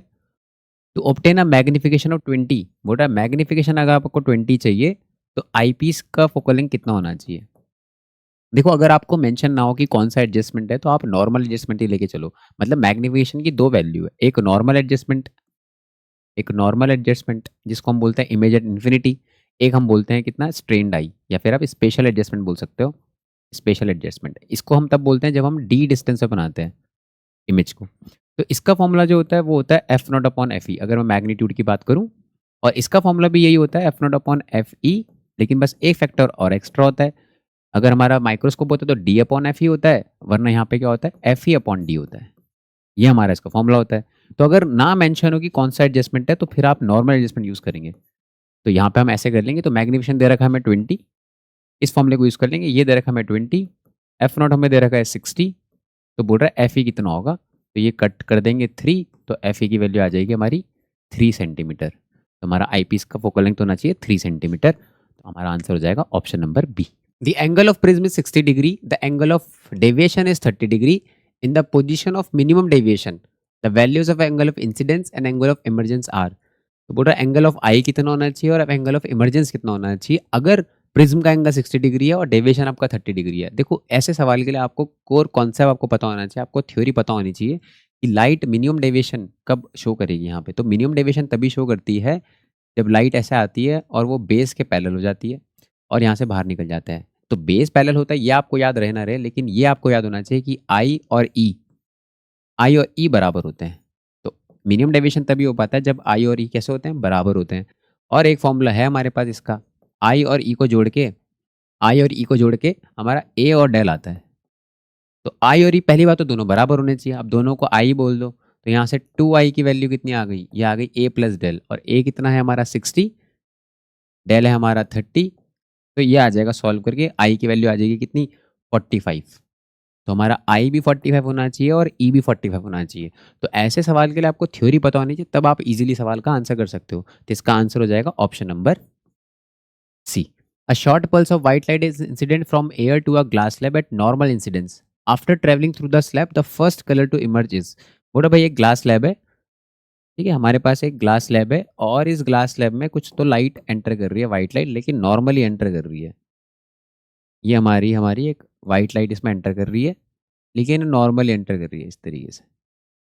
अब देखो बात क्या है, नॉर्मल इंसिडेंस से एक चीज़ तो है, नॉर्मल इंसिडेंस से डेविएशन नहीं होगा, तो लाइट बेंड तो नहीं करेगी, है ना, एंगल ऑफ इंसिडेंस 0 है। तो नॉर्मल अगर इंसिडेंस है ऐसे, तो ये लाइट सीधी सीधी चली जाएगी। लेकिन भाई क्योंकि यहाँ पे रिफ्रैक्टिव इंडेक्स अलग अलग है और रिफ्रैक्टिव इंडेक्स लैम्डा के इन्वर्सली होता है, एक रिलेशन होता है कॉचीज फॉर्मूला, तो लैम्डा के इन्वर्सली होता है। और वेलोसिटी जो होती है वो होती है F lambda, frequency into lambda. Velocity lambda के डायरेक्टली होता है, मतलब यहाँ वेलोसिटी, मतलब जिसका लैम्डा ज़्यादा होगा उसकी वेलोसिटी तेज़ होगी। आप ये बात याद रखो, जिसका लैम्डा ज़्यादा है उसकी वेलोसिटी ज़्यादा होगी। तो रेड का जो वेवलेंथ होता है वो मैक्सिमम होता है, इसलिए वेलोसिटी जो रेड की होगी वो कैसी होगी, रेड की मैक्सिमम होगी और इवेंचुअली कम होती जाएगी। मतलब यहाँ पे लाइट जाएगी तो इसी पाथ पे ऐसे जाएगी ना, नॉर्मली जाएगी, लेकिन जो रेड है वो तेज चलेगी। तो सबसे पहले कौन सी बाहर आएगी, रेड बाहर आएगी। उसके बाद है ना, इसी इसी उल्टे ऑर्डर में, भाई आपका ये कलर है वेब ग्योर, पहले रेड दिखेगी, फिर ऑरेंज दिखेगी, फिर येलो, फिर ग्रीन, फिर बाय। तो सबकी स्पीड अलग अलग है। तो यहाँ पे बच्चा ऐसे कन्फ्यूज आते हैं कि भाई सर लाइट तो बेंड करेगी नहीं, तो सबको साथ ही निकलना चाहिए, तो आंसर तो वाइट ही होना चाहिए। लेकिन ऐसा नहीं है भाई, डेविएशन नहीं होगा, डिस्पर्जन तो होगा। मतलब जब भी कोई लाइट एंटर करेगी किसी ग्लास में, तो आपको जो रेड को जो होगा, रेड का देखो, रेड का वेवलेंथ सबसे ज़्यादा है, तो उसको म्यू सबसे कम फील होगा, तो उसको कम सबसे कम फर्क पड़ेगा। वो तेज तेज अपनी स्पीड सबसे कम कम होगी उसकी, मतलब सबसे तेज वही चलेगा। मतलब म्यू जो होगा ना वो वॉयलेट को सबसे ज़्यादा फील होगा, रिफ्रैक्टिव इंडेक्स, और इस तरीके से चलता रहेगा। और जो वेलोसिटी है वो रेड की मैक्सिमम होगी और ये इस तरीके से चलता रहेगा ऐसे। तो लाइट तो सीधी सीधी आएगी, लेकिन सबकी स्पीड डिफर हो जाएगी। क्यों, क्योंकि सबका लैम्डा अलग अलग है। तो भाई ये आप ध्यान रखना कि यहाँ पे क्या होगा भाई, डेविएशन नहीं होगा। अगर लाइट नॉर्मली घुसती है ना, नॉर्मली अगर नॉर्मल इंसिडेंस है, नॉर्मल इंसिडेंस हो रहा है, नॉर्मल इंसिडेंस, नॉर्मल इंसिडेंस में नॉर्मल इंसिडेंस में आपका डेविएशन तो नहीं होता, डेविएशन नहीं होगा, लेकिन डिस्पर्जन, डिस्पर्जन ये ज़रूर होगा। तो इसीलिए यहाँ पे अलग अलग स्पीड से लाइट आएंगी और आपको सबसे पहले कौन सी दिखेगी, जिसको सबसे कम फर्क पड़ता है, रेड को। इसलिए इसका आंसर हो जाएगा डी, रेड। अब by convex lens made of glass, refractive index 1.5। तो हमारे पास एक बाई कॉन्वेक्स लेंस है, इसका रिफ्रैक्टिव इंडेक्स 1.5 है, ठीक है। और उसके बाद हमने इसको किसी मीडियम में रख दिया, इस पुट इन अ लिक्विड और रिफ्रैक्टिव इंडेक्स 1.7। तो हमने किसी लिक्विड में रख दिया, मतलब किसी मीडियम में रख दिया, और वहाँ का रिफ्रैक्टिव इंडेक्स कितना है, 1.7। तो ये हमारे मीडियम का हो गया। और ये हमारे लेंस का हो गया, म्यू एल लिख देते हैं इसको। बोल रहा है इट्स फोकल लेंथ विल, तो इसकी फोकल लेंथ में क्या होगा, क्या इसकी फोकल लेंथ डिक्रीज कर जाएगी, साइन बदल लेगी, इंक्रीज करेगी, साइन बदल देगी, डिक्रीज करेगी, या ऐसा कुछ होगा। तो देखो मैं आपको पूरा कॉन्सेप्ट बताता हूँ। देखो आपको इसको लेंस मेकर फॉर्मूला सोचना चाहिए। वैसे तो ये स्टैंडर्ड प्रोसीजर है। तो 1/f अगर आपको निकालना है ना, लेंस मेकर फॉर्मूला क्या बोलता है भाई, म्यू माइनस 1 और यहाँ पे आता है 1/r1 माइनस 1/r2। तो रेडियस ऑफ कर्वेचर की तो बात नहीं कर रहे हम लोग, इसको तो कोई चेंज नहीं कर रहे, सिर्फ ये है। लेकिन मैं कहना चाहता हूँ कि आप इसको ना पावर सोचो। इस फॉर्मूला में ना ये 1/f है, और कुछ स्टूडेंट्स को मैंने देखा है कि ये 1/f सोचने में थोड़ी प्रॉब्लम होती है, तो पावर के सोच लो। पावर सामने लिखा है, ये इन्वर्सली प्रोपोर्शनल है, तो समझ नहीं आता थोड़ा। ये सामने लिखा है तो जल्दी समझ आता है, तो पावर सोच लो, बाद में फोकल लेंथ तो अपने आप आ जाओ, है ना, क्योंकि ये तो भैया इसके इन्वर्सली प्रोपोर्शनल होता है। तो होता क्या है, ये जो फॉर्मूला है ना, यहाँ पे म्यू तब आता है जब लेंस का हो सिर्फ। ये तो लेंस का होता है, लेकिन यहाँ पे रिलेटिव होता है। अगर मीडियम कुछ नहीं है तब तो यहाँ पे नीचे 1 होता है, लेकिन अगर मीडियम कुछ है तो यहाँ पे मीडियम का आता है बस। तो हमारा जो एक्चुअल फॉर्मूला होता है वो ये होता है, पावर का लेंस का अपॉन मीडियम का। अब मीडियम अगर वैक्यूम होगा या एयर होगा तब तो आप यहाँ 1 यूज़ कर लोगे, अदरवाइज ये होता है फॉर्मूला। और यहाँ पे फिर ये वैल्यू होती है। मतलब कुल मिला के जो पावर है, कुल मिला के जो पावर है वो आर की डायरेक्टली प्रोपोर्शनल है। यहाँ पे अगर जो पावर लिखूँ मैं तो वो इस वैल्यू के डायरेक्टली प्रोपोर्शनल है। अब आपने क्या करा भाई, आपने जब इसको मीडियम में डाला तो मीडियम का ज़्यादा है ना फिट इंडेक्स, तो ये वैल्यू ज़्यादा है, ये वैल्यू कम है। अगर ये वैल्यू कम है, अगर ये वैल्यू कम है, ये ज़्यादा है, तो ये छोटा आएगा 1 से, तो ये नेगेटिव आएगा। तो इसका जो बाईफोकल लेंथ, देखो वैसे तो बाईफोकल लेंथ ये अपना, इसका नेचर कैसा होता है यूजुअली, वो कन्वर्जिंग नेचर का होता है। लेकिन अगर आप इससे ज़्यादा रिफ्रैक्टिव इंडेक्स वाले के मीडियम में रख दो इसको, इससे ज़्यादा, तो ये वैल्यू नेगेटिव मान लग जाती है, तो फिर ये डाइवर्जिंग हो जाता है। तो आप एक चीज़ ध्यान रखो कि अगर यहाँ का कम है और यहाँ का ज़्यादा है, चाहे ऐसा हो, चाहे आपका कॉनकेव हो, यहाँ का कम हो और यहाँ का ज़्यादा हो, चाहे ऐसा हो, अगर ऐसा हो गया, ये कम है ये ज़्यादा है, तो ये फिर आपका बन जाता है डाइवर्जिंग। मतलब वैसे तो कन्वर्जिंग होना चाहिए था, लेकिन डाइवर्जिंग बन जाता है। और ये कैसा हो जाता है फिर, ये कम है या ज़्यादा है, तो ये बन जाता है कन्वर्जिंग। ये कन्वर्जिंग की तरह बिहेव करता है ना। ये होगा हमारा कॉन्सेप्ट। तो साइन चेंज हो जाएगा, है ना। पहले अगर इसकी फोकल लेंथ प्लस में आ रही थी तो अब ये माइनस में आने लगी, क्यों, क्योंकि नीचे वाला बड़ा हो गया। वैसे तो भैया कॉन्वेक्स है, पॉजिटिव आनी चाहिए, पर ये नेगेटिव हो जाएगा क्योंकि डिनोमिनेटर बड़ा हो गया, तो नेगेटिव में आ जाएगा, तो साइन बदल जाएगा। तो आंसर या तो ये या तो ये। अब बात कर लेते हैं कि साइन कैसा रहेगा। साइन तो हमारा चेंज हो जाएगा। अब बात कर लेते हैं इंक्रीज का डिक्रीज। तो देखो आपने क्या करा ना, ये फैक्टर जो है ना, ये फैक्टर जो है, आपने इसको मीडियम में डाल दिया किसी, तो आपने डिनोमिनेटर बढ़ा दिया। अगर आपने डिनोमिनेटर बढ़ा दिया तो वैल्यू कम हो जाएगी ना, तो ये जो वैल्यू है ये वैल्यू कम हो गई। अगर ये वैल्यू कम हो गई तो ये डायरेक्टली प्रोपोर्शनल है पावर के, तो पावर भी कम हो जाएगी, पावर कम हो गई। और अगर पावर कम हो गई, पावर और फोकल लेंथ कैसे इनवर्सली प्रोपोर्शनल है, पावर अगर कम हो गई तो फोकल लेंथ क्या हो जाएगी, बढ़ जाएगी। तो अब ऐसे ही आप ये भी ध्यान रखो कि अगर आपने कम से ज़्यादा में रख दिया, यहाँ पे फोकल लेंथ इंक्रीज कर जाती है, दोनों ही केस में फोकल लेंथ क्या कर जाती है, इंक्रीज कर जाती है। तो अगर आपने ज़्यादा में डाल दिया तो फोकल लेंथ इंक्रीज कर दी है और नेचर चेंज हो जाता है, इसलिए इसका आंसर हो जाएगा increase and change sign. Option number B हो जाएगा इसका answer. A point source is placed at the bottom of a tank containing a transparent liquid. Refractive index n है हमारा, डेप्थ हमारी h है। तो देखो हमारा एक पॉइंट सोर्स है, ये हमारा एक पॉइंट सोर्स है और ये हमारे किसी बॉटम में रखा हुआ है ना, ये टैंक के बॉटम में रखा हुआ है किसी रिफ्रैक्टिव इंडेक्स n में रखा हुआ है और ये हमारा पॉइंट सोर्स है। बोल रहा डेप्थ हमारी h है, तो ये हमारी जो डेप्थ है ये हमारी h है, ये हमारी कैपिटल H हमारी डेप्थ हो गई।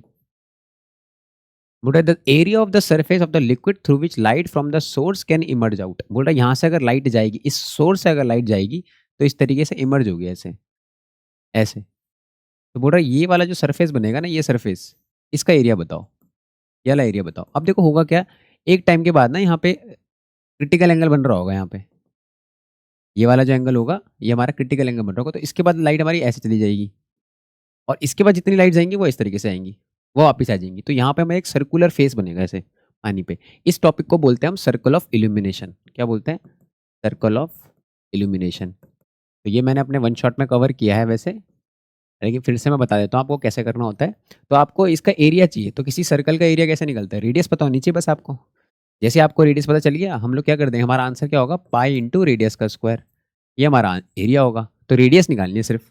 अब जिस मोमेंट पे ये बन रहा होगा यहाँ पे, इस समय यहाँ पे क्रिटिकल एंगल बन रहा होगा, और ये एंगल अगर क्रिटिकल एंगल होगा तो ये वाला एंगल भी हमारा कितना हो जाएगा, क्रिटिकल एंगल हो जाएगा। ये ऑल्टरनेट इंटीरियर एंगल है।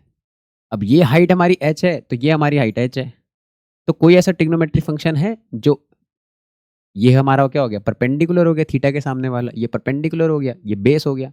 तो परपेंडिकुलर और बेस को कौन जोड़ता है, टेन थीटा। तो यहाँ से अगर हम टेन आई सी निकालें, टेन आई सी, ये हो जाएगा r upon h, r upon h. अब टेन आई सी आपको पता है, और रिफ्रैक्टिव इंडेक्स को कौन जोड़ता है क्रिटिकल एंगल से वो हमें जोड़ता है साइन ऑफ क्रिटिकल एंगल जो होता है वो होता है वन अपॉन यू। ये हो गया।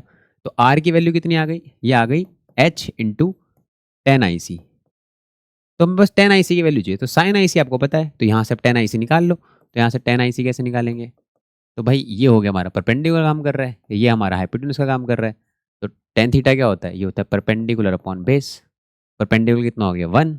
बेस कितना आ जाएगा, तो हाइपोटेन्यूज के स्क्वायर से बेस का स्क्वायर माइनस कर दो, वो वन है मतलब वन ही लिख दो, और इसका क्या कर दो, बस अंडर रूट। तो टेन आई सी की वैल्यू ये हो गई। तो आर का जो फॉर्मूला आता है वो आता है आपका हाइट अपॉन, है ना, इंटू में ये वैल्यू मतलब ये अपॉन में आ जाएगा म्यू स्क्वायर माइनस वन। हाँ बस इस सवाल में म्यू की वैल्यू क्या दे रखी है, एन दे रखी है।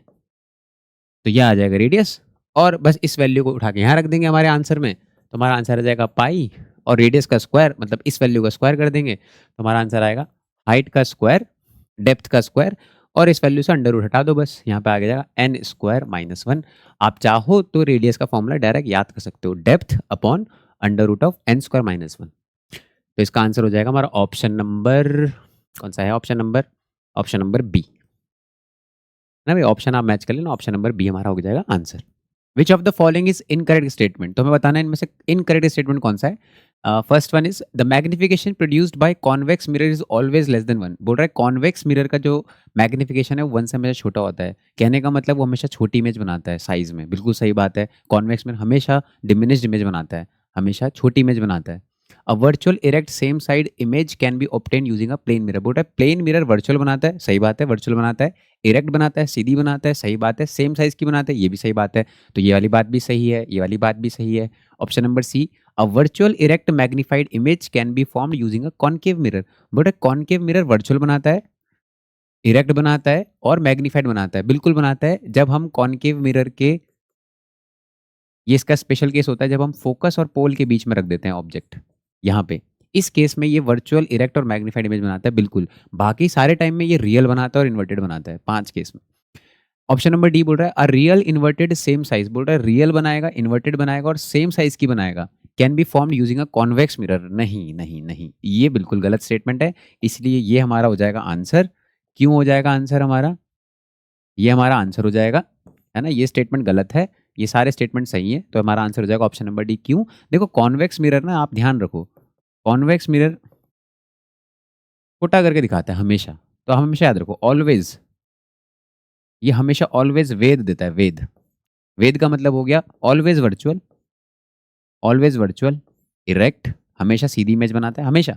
आप ऑब्जेक्ट कहीं भी रख दो, आप दुनिया के किसी भी कोने में रख दो, कॉन्वेक्स मिरर को अगर वो ऑब्जेक्ट दिखेगा वो हमेशा इसकी वर्चुअल बनाएगा, इरेक्ट बनाएगा और हमेशा छोटी बनाएगा, हमेशा, चाहे ऑब्जेक्ट कहीं भी रखा हो।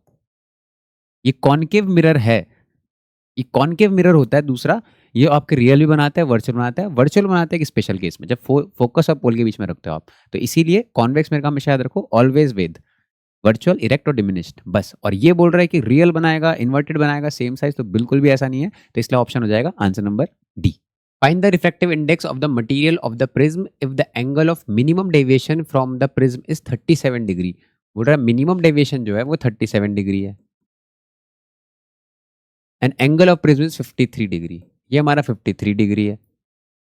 एक 26 sine 26.5 is equal to this much, इतना लेना है। तो देखो मिनिमम डेविएशन की बात कर रहा है, रिफ्रैक्टिव इंडेक्स पूछा है, तो बिल्कुल ये प्रिज्म का हमारे मिनिमम डेविएशन का कोर फॉर्मूला जो है ना चैप्टर का, जिसका डेरिवेशन भी आता है इंपॉर्टेंट, ये वाला फॉर्मूला है भाई। डेल मिन ए और म्यू ये एक फॉर्मूले में आता है। कौन सा फॉर्मूला है, ऊपर भी साइन नीचे भी साइन, ऊपर ए का आधा, सॉरी नीचे ए का आधा और ऊपर इन दोनों का आधा, इन दोनों का जोड़ के आधा।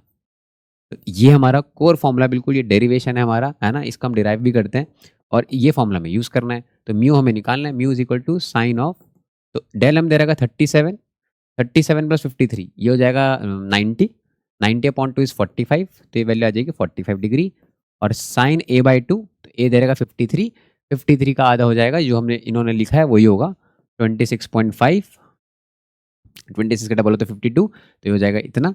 और साइन 45 की वैल्यू होती है 1/√2, और इसकी वैल्यू उन्होंने दे रखी है लिख के, तो साइन 26.5 की वैल्यू दे रखी है 1/234, मतलब ये जो वैल्यू आ रही है ये आ रही है 2.234 अपॉन √2 की वैल्यू होती है 1.414। अब ये जो वैल्यू आएगी सॉल्व करके ये लगभग इसका डबल होता है 2.8, तो डबल से तो कम है, और ये ऑलमोस्ट डबल है, ये नहीं हो सकता, ये बड़ा हो गया, ये बड़ा हो गया। तो इसका आंसर लगभग लगभग ऑप्शन के हिसाब से, मैंने कैलकुलेट नहीं किया, लेकिन ऑप्शन के हिसाब से इसका आंसर क्या आएगा 1.58 है ना। हम कैलकुलेट भी कर सकते हैं, यही आएगा डिवाइड करके, तो ये जाएगा इसका आंसर। हाँ, कोर फॉर्मूला आपको याद होना चाहिए भाई ऐसा सवाल लगाने के लिए। A ray of light passes through an equilateral prism such that the angle of incidence is equal to the angle of emergence। बोला जो हमारा एंगल ऑफ इंसिडेंस है ना आई, और वो हमारा एंगल ऑफ इमरजेंस के बराबर है ई के, आई और ई तो बराबर है, and the latter is equal to 3/4 of the angle of prism, और ऊपर से साथ साथ ये एंगल ऑफ प्रिज्म का 3/4 भी है एंगल ऑफ प्रिज्म का, तो ये हमें गिवन है। तो बोला एंगल ऑफ डेविएशन कितना होगा, डेल कितना होगा, ये पूछा है। देखो ये फॉर्मूला बेस्ड सवाल हो गया प्रिज्म के ऊपर, तो सिंपल फॉर्मूला, एक फॉर्मूला है जो इन तीनों चीज़ों को है ना, आई ई और डेल और ए को है ना, इन चार चीज़ों को जोड़ता है। वो फॉर्मूला होता है कि आप अगर आई और ई को जोड़ दो तो ये हमारा ए और डेल के बराबर आता है, आप घुमा के भी लिख सकते हो, तो ये हमारा फॉर्मूला होता है। तो सिंपल ये फॉर्मूला बेस्ड हो गया भाई, तो 3/4 ए, ऐसा कितनी बार करना है आपको, 2 बार करना है, i plus e is equal to A plus del, del हमें निकालना है। अब क्योंकि ये इक्वेटर प्रिज्म है तो इसके लिए ए की वैल्यू होती है 60 डिग्री, ए की वैल्यू होती है 60 डिग्री इक्वेटर के लिए, तो ये लिख दिया हमने 3 तो देखो ए से ये कितना आ गया भाई, ये आ गया 3a/2 is equal to A plus del, तो डेल की वैल्यू आ जाएगी 3a/2 माइनस ए, इसमें से माइनस कर देंगे इसको, तो ये कितना आ जाएगा, ये आ जाएगा a/2, ए हमारा कितना है 60 डिग्री, तो 60 डाल देंगे तो यहाँ कितना आ जाएगा 30 डिग्री। तो सिंपल फॉर्मूला बेस्ड सवाल है, लेकिन हाँ बिल्कुल हमें करना है, सारे साई को सवाल करने हैं, तो आप फॉर्मूला आपको याद रखना है, i plus is equal to A plus del. तो यहाँ पे कुछ रिलेशन है प्रिज्म के, तो आपको सारे रिलेशन फिर याद होने चाहिए। इसका आंसर हो जाएगा option number D. The focal length of the objective and eyepiece of a telescope are 50 centimeter and 5 centimeter. तो ऑब्जेक्टिव का हमें फोकल लेंथ दे रखा है 50 सेंटीमीटर, आई पीस का हमें दे रखा है 5 centimetre. If the telescope is focused for distinct vision on a scale 2 meter from its objective, then its magnifying power will be। बोलो मैग्नीफिकेशन पावर कितनी होगी, तो पहले मैं आपको कॉन्सेप्ट बता दूं, फिर मैं आपको बताता हूँ मिसकॉन्सेप्ट। देखो जब हम मैग्नीफिकेशन की बात करते हैं किसी भी ऑप्टिकल इंस्ट्रूमेंट में, तो आपके पास एक होता है मैग्नीफिकेशन, लीनियर मैग्नीफिकेशन, जो कि इमेज साइज की बात करता है, और एक होता है कि हमारी आंखों में कितना एंगल बनेगा, उसको हम बोलते हैं एंगुलर मैग्नीफिकेशन। और जो हम लोग निकालते हैं वो हम निकालते हैं angular magnification, beta upon alpha करके। और यहाँ से हमारे दो फॉर्मूले बनते हैं, एक अगर आप इमेज इन्फिनिटी में बना रहे हो, या फिर आप एक स्पेशल डी डिस्टेंस पे बना रहे हो, 25 सेंटीमीटर पे बना रहे हो। तो इसका अगर फॉर्मूला देखोगे आप टेलीस्कोप के केस में, तो ये आता है F not upon F E, हाँ माइनस भी होगा, और यहाँ पे होता है F not upon F E और 1 plus F E upon D, ये हमारे फॉर्मूले होते हैं। और जब हमसे सवाल पूछता है तो वो एंगुलर मैग्नीफिकेशन पूछता है, ना कि हमसे लीनियर मैग्नीफिकेशन। अब यहाँ पे हम क्या कर सकते हैं, लीनियर मैग्नीफिकेशन कैसे निकालेंगे भाई, हमारे पास दो लेंस है ऐसे, ऑब्जेक्टिव और ये। अब ये ना देखो तो थोड़ा दूर दूर रखें, तो हमारा जो वाला आंसर है ना कि इसका मैग्नीफिकेशन हो गया ऑब्जेक्टिव का एमओ, और इसका हो गया एम ई, और आप इन दोनों को मल्टीप्लाई कर लो। मतलब आप एक काम करो भाई, यहाँ एमओ निकालने के लिए आप V O upon U A कर लो, ये इसका मैग्नीफिकेशन हो गया, और एम ई निकालने के लिए आप वी अपॉन यू ई निकाल लो, इन दोनों को मल्टीप्लाई कर दो। लेकिन ये हमारा लीनियर मैग्नीफिकेशन देगा, ना कि एंगुलर मैग्नीफिकेशन।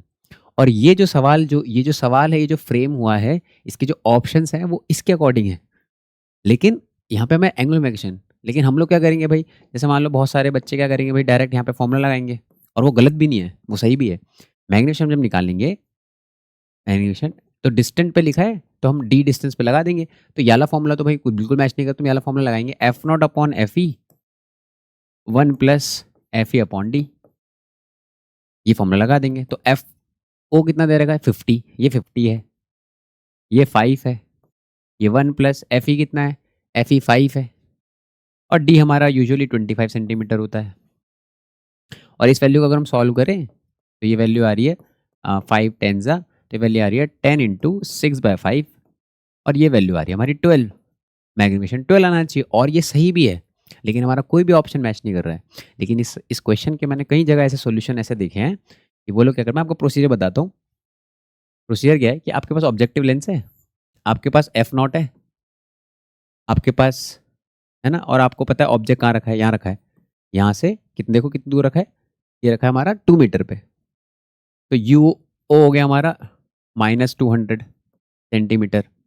तो इन दोनों की हेल्प से आप यू नॉट वी नॉट निकाल लोगे, लेंस फॉर्मूला लगा लोगे आप, वी नॉट निकल जाएगा। तो वी नॉट अगर आएगा तो एफ नॉट की वैल्यू दे रखी थी 50, तो मैं मन में कर लेता हूँ कैलकुलेशन 50, और फिर हमारा यू 200 है, तो ये 200 प्लस का हो जाएगा, ये इधर जाएगा 4, 200 बाय ये आ रहा है 200/3 आ रहा है, 200/3 आ रहा है, इतने सेंटीमीटर आ जाएगा वी नॉट। ठीक है, फिर हम क्या करेंगे, आई पीस है, आई पीस का आपको फोकल लेंथ पता है भाई, एफ ये गिवन है आपको, और हमें ये पता है इमेज कहाँ बनानी है, वो बनानी है डी डिस्टेंस पे, तो इसको यूज़ करते हैं -25 सेंटीमीटर। एफ ई दे रखा है हमें 5 सेंटीमीटर, तो आप इसकी हेल्प से यू ई निकाल लो। भाई यू नॉट तो आपके पास था ही, -200, इसकी दोनों वैल्यू आ गई। यू ई आपका कितना हो गया, यू ई आपका ये निकालना पड़ेगा हमें यू ई, तो फिर से 1/5 इज इक्वल टू, है ना, मैं लेंस फॉर्मूला लगा रहा हूँ ऐसे, ये लगा रहा हूँ मैं, चलो आपके सामने लगा देते हैं। तो 1/5 इज इक्वल टू, ये वैल्यू हो गई -25, वी ई हमारा इमेज इधर बनती है डी डिस्टेंस पे, और ये हो गया हमारा माइनस का यू ई, तो ये हमारा सॉल्व करके आ जाएगा यू ई, ये इधर, और -1/25 -5 25/6 मतलब 6/25 माइनस का, तो यू ई की वैल्यू आ रही है -25/6, इतने सेंटीमीटर, तो ये वैल्यू हमारी 25/6 आ गई। अब आपने ये दोनों वैल्यू निकाल ली, तो अब आप क्या करो, एम नॉट निकाल लो, इसका मैग्नीफिकेशन, लेंस का मैग्नीफिकेशन क्या होता है, v not upon u not, 2, तो इन दोनों को डिवाइड कर देंगे, तो ये मैग्नीफिकेशन कितना आ जाएगा, ये आ जाएगा 1/3। ऐसे यहाँ का मैग्नीफिकेशन निकाल लो, आपके पास वी ई भी है, यू ई भी है, एम ई निकाल लो, ये हो जाएगा this upon this, this upon this, तो ये आ जाएगा 6, ये आ जाएगा 6, और जो फाइनल मैग्नीफिकेशन होता है भाई, वो बोलता है दोनों को मल्टीप्लाई कर दो, एम नॉट एम ई को मल्टीप्लाई कर दो, तो इन दोनों को मल्टीप्लाई कर दो, तो 1/3 इंटू 6, तो ये कितना आ गया, 2 आ गया, ये 2 आ गया, और ये हमारा ऑप्शन मैच भी कर गया भाई, 2 है ना। माइनस इसलिए आ रहा है क्योंकि यहाँ मैंने माइनस तो कहीं तो छोड़ दिया माइनस, हाँ तो माइनस उसमें आएगा क्योंकि फाइनली जो इमेज होती है हमारी वो इन्वर्टेड आती है, तो यहाँ पे माइनस में आ जाएगा, तो हमारा ऑप्शन -2 मैच कर गया। लेकिन ये जो क्वेश्चन है, जब हमसे ऑप्टिकल इंस्ट्रूमेंट्स की बात करता है मैग्नीफिकेशन, तो हमसे एंगुलर मैग्नीफिकेशन पूछता है, तो इसका जो सही आंसर होना चाहिए कॉन्सेप्ट वाइज सीबीएसई के हिसाब से, एनसीईआरटी के हिसाब से, वो हमसे एंगुलर मैग्नीफिकेशन पूछता है। आप ये सब तभी करोगे जब स्पेशली मेंशन हो कि आपको लीनियर मैग्नीफिकेशन निकालना है। तो इसका आंसर फिर क्या होना चाहिए, इसका आंसर होना चाहिए 12, और ये क्वेश्चन मैंने काफ़ी जगह देखा है और बहुत सारे बच्चों ने मुझसे डाउट पूछे हैं ये पास्ट में, मैंने पहले भी क्लियर किया है, मैं आप लोगों को भी क्लियर कर रहा हूँ कि हमसे जब मैग्नीफिकेशन पूछता है, हमने डेरिवेशन भी उसका ही किया है, हमने फॉर्मूला भी इसका ही पढ़ा है, तो हम लोग ये डिराइव करते हैं, हम लोग ये यूज़ करते हैं, तो हमसे ये निकाला जाता है, और ये हम तब यूज़ करते हैं जब हमसे एक्चुअल में क्वेश्चन में ऐसे पूछा हो, एक्चुअल में हमसे लीनियर मैग्नीफिकेशन पूछा हो, ये इमेज साइज़ के अकॉर्डिंग कर रहा है, लेकिन हम लोग एंगुलर मैग्नीफिकेशन निकालते हैं, तो दोनों के आंसर डिफर करते हैं। इस टॉपिक में काफ़ी बच्चों को प्रॉब्लम रहती है, इसलिए मैं आपको दोनों सॉल्यूशन बता दिए। हो सकता है कि आपका ऑप्शन मैच ना करे ऐसे, ठीक है?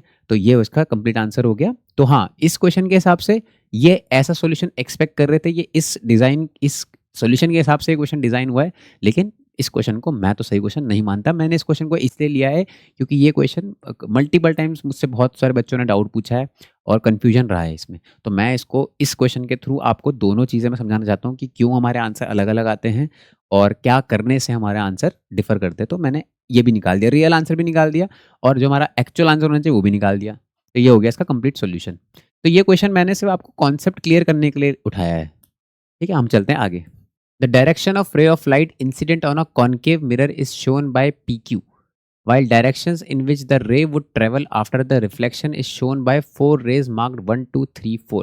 देखो हमारे पास ये एक रे है, ये इसका नाम PQ है और ये येलो कलर से दिखाई है, ये इंसिडेंट रे ऐसे आई है और ये आपको फिर 4 अलग-अलग कलर दिखे होंगे और इनको मार्क किया हुआ है 1, 2, 3, 4 नाम से। बोल रहा है कि रिफ्लेक्शन के बाद इनमें से कौन सा रिफ्लेक्टेड रे सही है। तो 1 सही है कि 2 सही है कि 3 की 4, ये हमें बताना है। ठीक है, तो आप एक बार इमेज ध्यान से देख लो आप।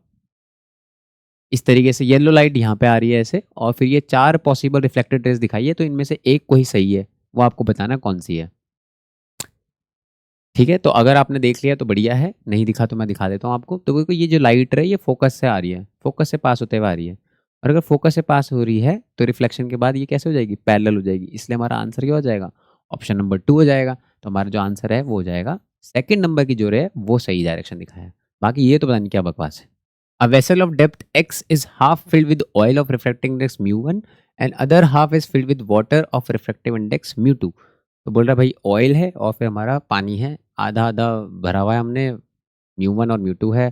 The apparent depth of the vessel when viewed from above is। तो मैं आपको पहले कौन सा बता देता हूँ, फिर तो वही ये आसान हो जाएगा सवाल, क्योंकि मैंने ये बता रखा है पहले भी।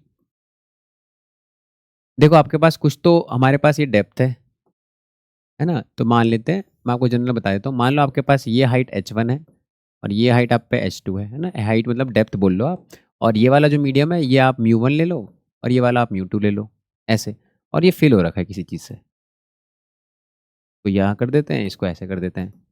तो एपेरेंट डेप्थ कहाँ दिखती है? यहाँ से आपको एपेरेंट डेप्थ कैसी दिखेगी? तो एपेरेंट डेप्थ का जो फॉर्मूला होता है, एपेरेंट डेप्थ उसका फॉर्मूला होता है, तो ये हम लोग डिराइव करते हैं। तो ये आता है this height upon mu1 plus this height upon इसका रिफ्रैक्टिव इंडेक्स। जितनी जितनी डेप्थ पे ये वाला रिफ्रैक्टिव इंडेक्स भरा हुआ है, बस उनको आप ऐड करते जाओ ऐसे, इस तरीके से। ये ऐड करते जाओ, स्टैंडर्ड रिजल्ट है। तो भाई आधे पे मतलब x/2 पे कुछ भरा हुआ है ना? आधे में पानी है, आधे में तेल है। तो हमारा जो आंसर होगा वो क्या होगा भाई? x/2 हाइट पे mu1 भरा हुआ है, कोई एक ऑयल ले लो, कोई पानी ले लो, और आधे पे क्या भरा हुआ है? आधा मतलब x/2। ये भी x/2 है, ये भी x/2 है, और आधे पे क्या रखा हुआ है? mu2। बस हमें अब देखना है कौन सा ऑप्शन मैच कर रहा है। इन्होंने एलसीएम वगैरह ले रखा है, हम भी ले लेते हैं फिर। तो x/2, तो 1/mu1 प्लस 1/mu2। तो ये अगर हम सॉल्व करेंगे तो ये आएगा x/2, और एलसीएम लेके आ जाएगा, ऊपर आ जाएगा सम mu1 प्लस mu2, और नीचे आ जाएगा मल्टीप्लाई, एलसीएम लेके ये आ जाएगा। अब कौन सा ऑप्शन मैच कर रहा है? तो x के साथ मल्टीप्लाई हो रहा है mu1 प्लस mu2, और नीचे है 2mu1 mu2, तो हमारा ऑप्शन नंबर ए मैच कर रहा है। तो हमारा ये हो जाएगा answer. In normal adjustment for a refracting telescope, the distance between objective and eyepiece is 30 centimetre. बोल रहा है भाई आपका ऑब्जेक्टिव है और आपका आईपीस है ना? एक ऐसा टेलीस्कोप है, इनके बीच में जो डिस्टेंस है वो आपका 30 सेंटीमीटर है। अब देखो नॉर्मल जब होता है ना, नॉर्मल, तो आपकी इमेज ऐसे बनती है, अगर आपको केस याद हो। तो ये नॉर्मल जो होता है एडजस्टमेंट में, एफ और एफ ई का सम जो होता है वो इनके डिस्टेंस के बराबर होता है। इसको हम एल बोलते हैं। T F not plus F E, इसकी वैल्यू दे रखी है 30, ये हमें गिवन है। The focal length of the objective where when the angular magnification of the telescope is 2, और एंगुलर मैग्निफिकेशन कितना दे रहा है? 2। और टेलीस्कोप में नॉर्मल इसमें के टाइम पे एंगुलर मैग्निफिकेशन कितना होता है? F not upon F E, है ना? मैग्नीट्यूड की बात करें तो एफ नॉट की वैल्यू कितनी आ गई? 2 एफ ई। क्या निकालना है? ऑब्जेक्टिव का निकालना है, ऑब्जेक्टिव का निकालना है। तो एफ ई को रिप्लेस कर दो, एफ ई की वैल्यू कितनी आ जाएगी? F not upon 2। इसको उठा के यहाँ डाल दो, तो F not plus F not upon 2, ये वैल्यू 30 होनी चाहिए। तो यहाँ से आ जाएगा 3 f not upon 2 is equal to 30। तो ये आ गया हमारा, एफ नॉट आ गया हमारा 2 इंटू 10 विच इज़ 20 सेंटीमीटर, है ना? सेंटीमीटर में ऑप्शन, यस। तो हमारा ऑप्शन हो गया ऑप्शन नंबर